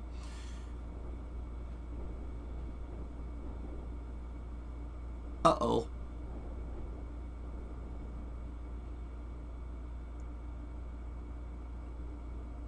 No.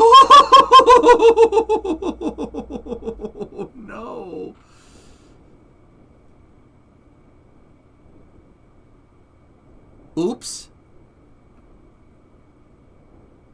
Man, that's all liquid nitrogen. I hope somebody didn't park their truck there. Hey, Evil Race, what's up? Hope somebody didn't have their truck parked near the... Oh, sploosh.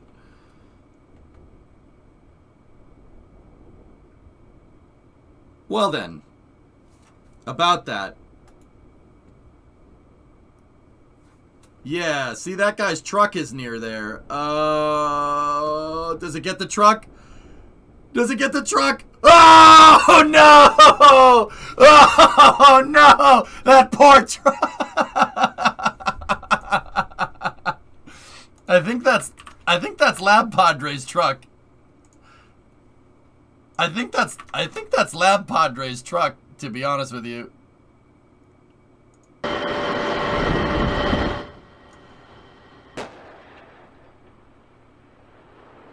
Not good.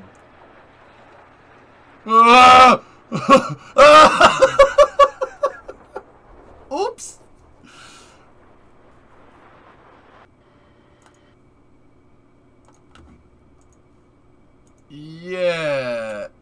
Yeah, about that. So, oh yeah, there's Lab Padre's Suburban right there. You see, it has the camera on the top, and oops. Discovery. Go at throttle. I wonder, Thomas, did we ever? Sorry, wrong pipe again. Did we ever see an aftermath? Did it like freeze the truck?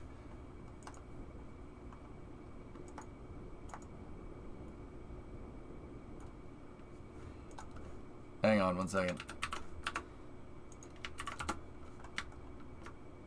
Hey, the truck survived. It's okay, guys. It's okay. The porta potties shielded it from the liquid nitrogen. That bulldozer probably doesn't work anymore. I hear electronics work better in cold temperatures. Yep, it's okay, guys. The poo shielded the truck from from a residual. Some swamp gas reflected off of Venus. I am invincible!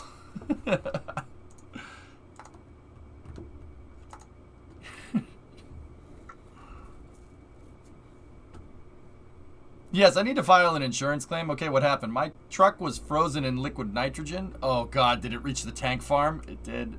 Oh, no. Oh. Dude, look at it permeate the fence. That's cool, man. That's actually really neat. Oh, dude, a monsoon of liquid nitrogen is flowing up the road. Oh, my goodness. That's so legit, dude. Everything seems okay. The porta potties, they got a little... Dude, can you imagine? That is a monsoon of liquid nitrogen. I'd be running. I'd be like, nope, I'm out. See you later. The Terminator would be proud. Ba-bum, bum, ba-bum.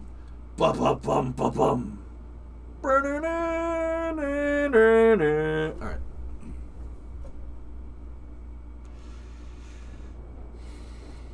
How did they not think about the nitrogen flowing everywhere? I don't think they were expecting it to pop, dude. I bet the Porta-John doesn't smell for an hour or two. Yep. No, W, I don't know what you're talking about. Yep.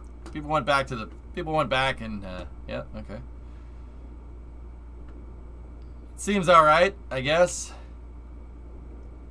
It's now a Chrono-John. Yep. Imagine being in the Porta-John. Well, the road was closed, guys. But yeah, here, let's see. Oh, man, that thing really popped, dude. Look at it. The second when you have a lot of pressure contained like that, the second one spot goes, the whole thing just comes unraveled. It's like these things. If you have a soda can, right, and it's pressurized, it's very strong. But the second you lose pressure, this thing will crumple up, no problem. I'm not going to do it because I like recycling. Get my deposit back.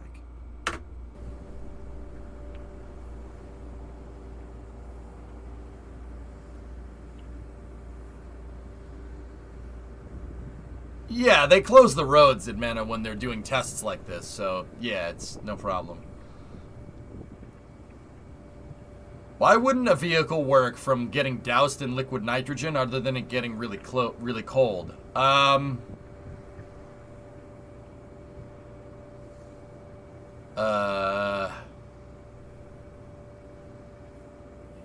Thermodynamics. I mean, Sawyer, when stuff gets really cold, if it's not designed to get really cold, so like if you had a cast iron block and you doused it in liquid nitrogen, it'll probably crack. When stuff gets cold, it contracts, guys. This is basic physics. Stuff gets cold, it contracts. So if you have something like a piece of metal and you douse it and you introduce cold to it really quickly, it's going to compress, and it's going to compress so much it'll crack. I mean, it's a really good way to crack the block on a car. Yeah.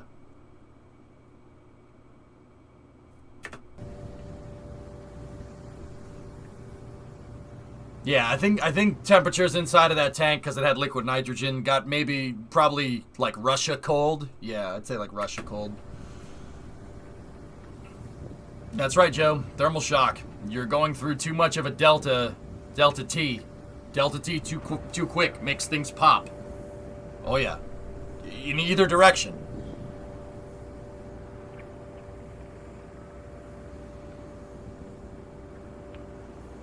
No. I don't know, man. That looks pretty damn cold. Ooh, yeah, see? Look, it just unravels like a soda can. Crazy, right? Didn't think of that. Yeah, man. That's why people have block heaters and stuff. So what did you think failed? It just looks like a bulkhead failed. Whatever. Something learned. Yeah, pretty much. Yeah, Dav, you got it. I would guess I guess would that cloud be even colder than it was in the pressurized tank for a few moments after a pop? Yes, absolutely. Quick decompression like that is going to drop the temperature. Exactly. Same thing with a soda can. Yep. Like if you have, well, not necessarily a soda can. That's not enough of a pressure change. A CO2 cartridge for a BB gun. Or a paintball gun with a tank, you decompress too fast, it'll get really cold. Absolutely. Yeah, that's the ideal gas law. Basically, when gases get cold, they contract, and when they get warm, they expand. Pressure drops when stuff gets cold. It's pretty straightforward physics. A compressed air can, yep, same thing. Yeah, compressed air can that you use to clean a keyboard, sure, same exact thing. Yep, same idea. It's almost like we're all susceptible to certain laws of thermodynamics and physics. Yeah. Yeah, deodorant. Yeah, that's right. Yeah, that's entry. Yeah, it's a lot more complicated than that. But for a momentary second, Dav, yeah, it probably got really cold, and then the ambient pressure, or not ambient pressure, the ambient temperature started heating the nitrogen up. But still, Still, though, that takes there's a lot of liquid nitrogen from what I can tell in that tank. There's a lot of liquid nitrogen in that tank, and it's going to take a long time for the atmosphere to turn all that nitrogen back into gas. That's why you had the plume of the monsoon of the tidal wave of liquid nitrogen going down the road. Which is pretty crazy, man. So you think this was a one-off thing? Yeah, I think it was just a one-off thing, goalie. Yep. Oh, why is that thing so damn cool?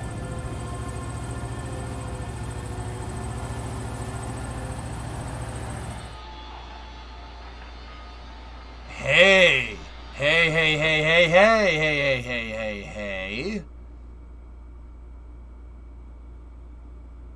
I want an SPMT. Me too, man.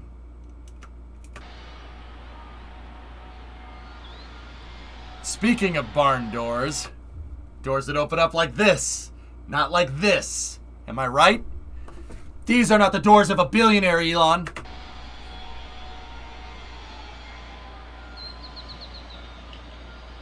Oh, that's so cool, man. Hey, funny you. Long time no see, man. How are you?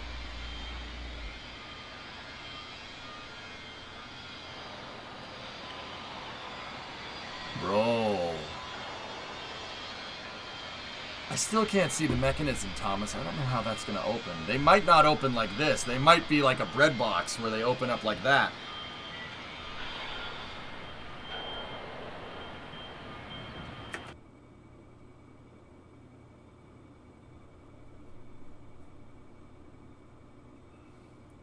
I can't tell.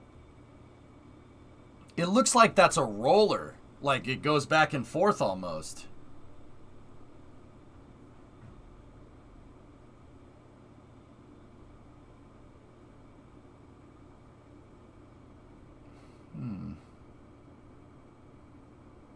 I can't. That's very strange.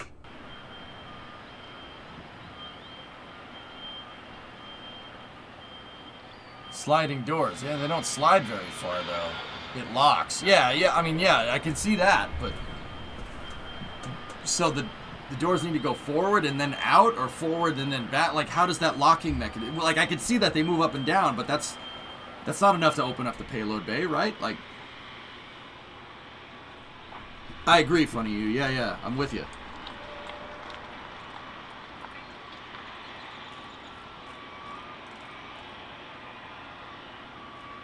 It only has the hinge on one side. It's a possibility, Tessa. Yeah. Yeah, checkered. Maybe. Can you imagine if it's just like one big freaking door that just does that? Remember the old BFR concept had that as well. Yeah, sliding doors. Yep.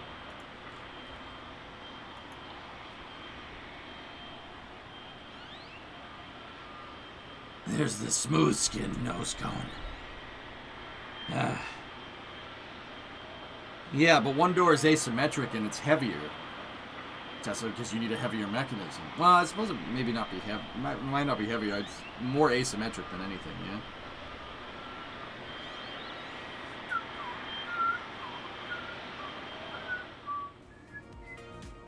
Alright, dudes. That was the footage from NSF. And that is going to do it for Space News. Or this one. What's that? Let me see. Dude, it could be that. It could be this concept right here. This guy. It could be. That's possible. That. Yeah, dude. Wouldn't that be something? I don't think the latching mechanism is in the right spot, Truid. But that is really freaking cool.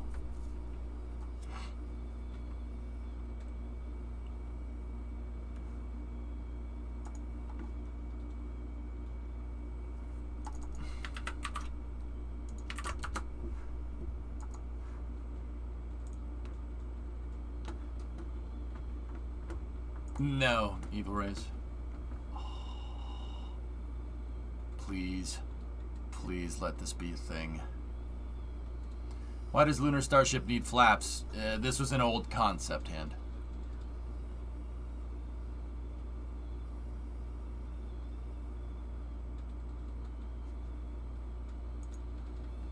Yeah, that's cool.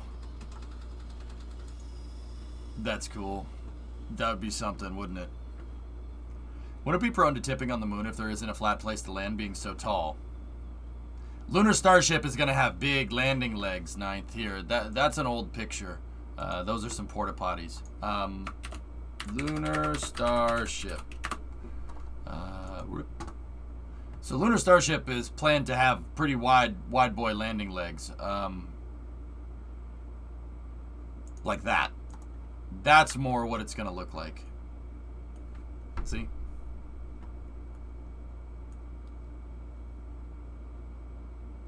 And then it has your retro landing engines up here. Yeah. That would be something, man. That would really be something.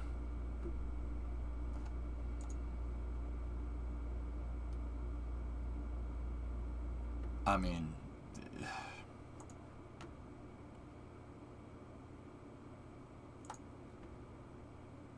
I like that one. I like this version of Lunar Starship that they have. Those landing legs are the coolest. Wouldn't that be something, man? I mean, guys, that's your lunar lander. That's your lunar lander for the Artemis program. And there's a picture of what it would look like out at Gateway. That's your lander. Do we know more about the landing engines? I don't know anything about them, no.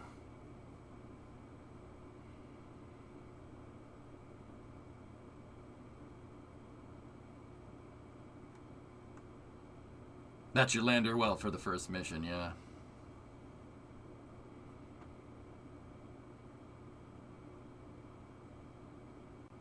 Yeah, well,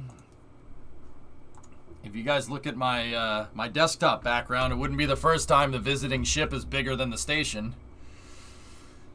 You know what I'm saying? All I'm saying is that, look, there's something that draws your eye in that picture up there, and it ain't the space station. Maybe the solar arrays. You know what I'm saying? Weren't the landing engines supposed to be something like Super Dracos? I don't know. I don't know, funny. We haven't heard anything about it, and the reason why we haven't heard anything about it is because the HLS program was being disputed by Blue Origin. So we'll probably hear an update on how Lunar Starship works sometime in the future. I mean, this is just a fan drawing, but oh man, would that be nuts. Look at all the space in that thing. It's like a Skylab that can land on the frickin' moon. Oh, I frickin' wish. That'd be so cool. I mean, it would be so frickin' cool. Who did these? Rocket posters? Who did these? These are freaking sweet, by the way. Oh, wouldn't that be something, man?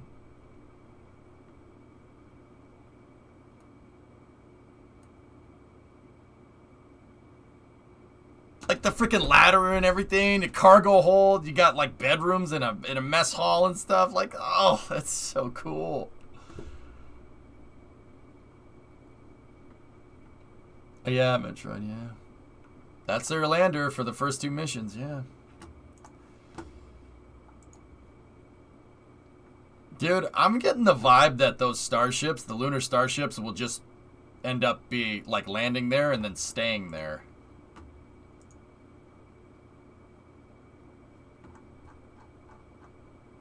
I know, Arg Blue, yeah.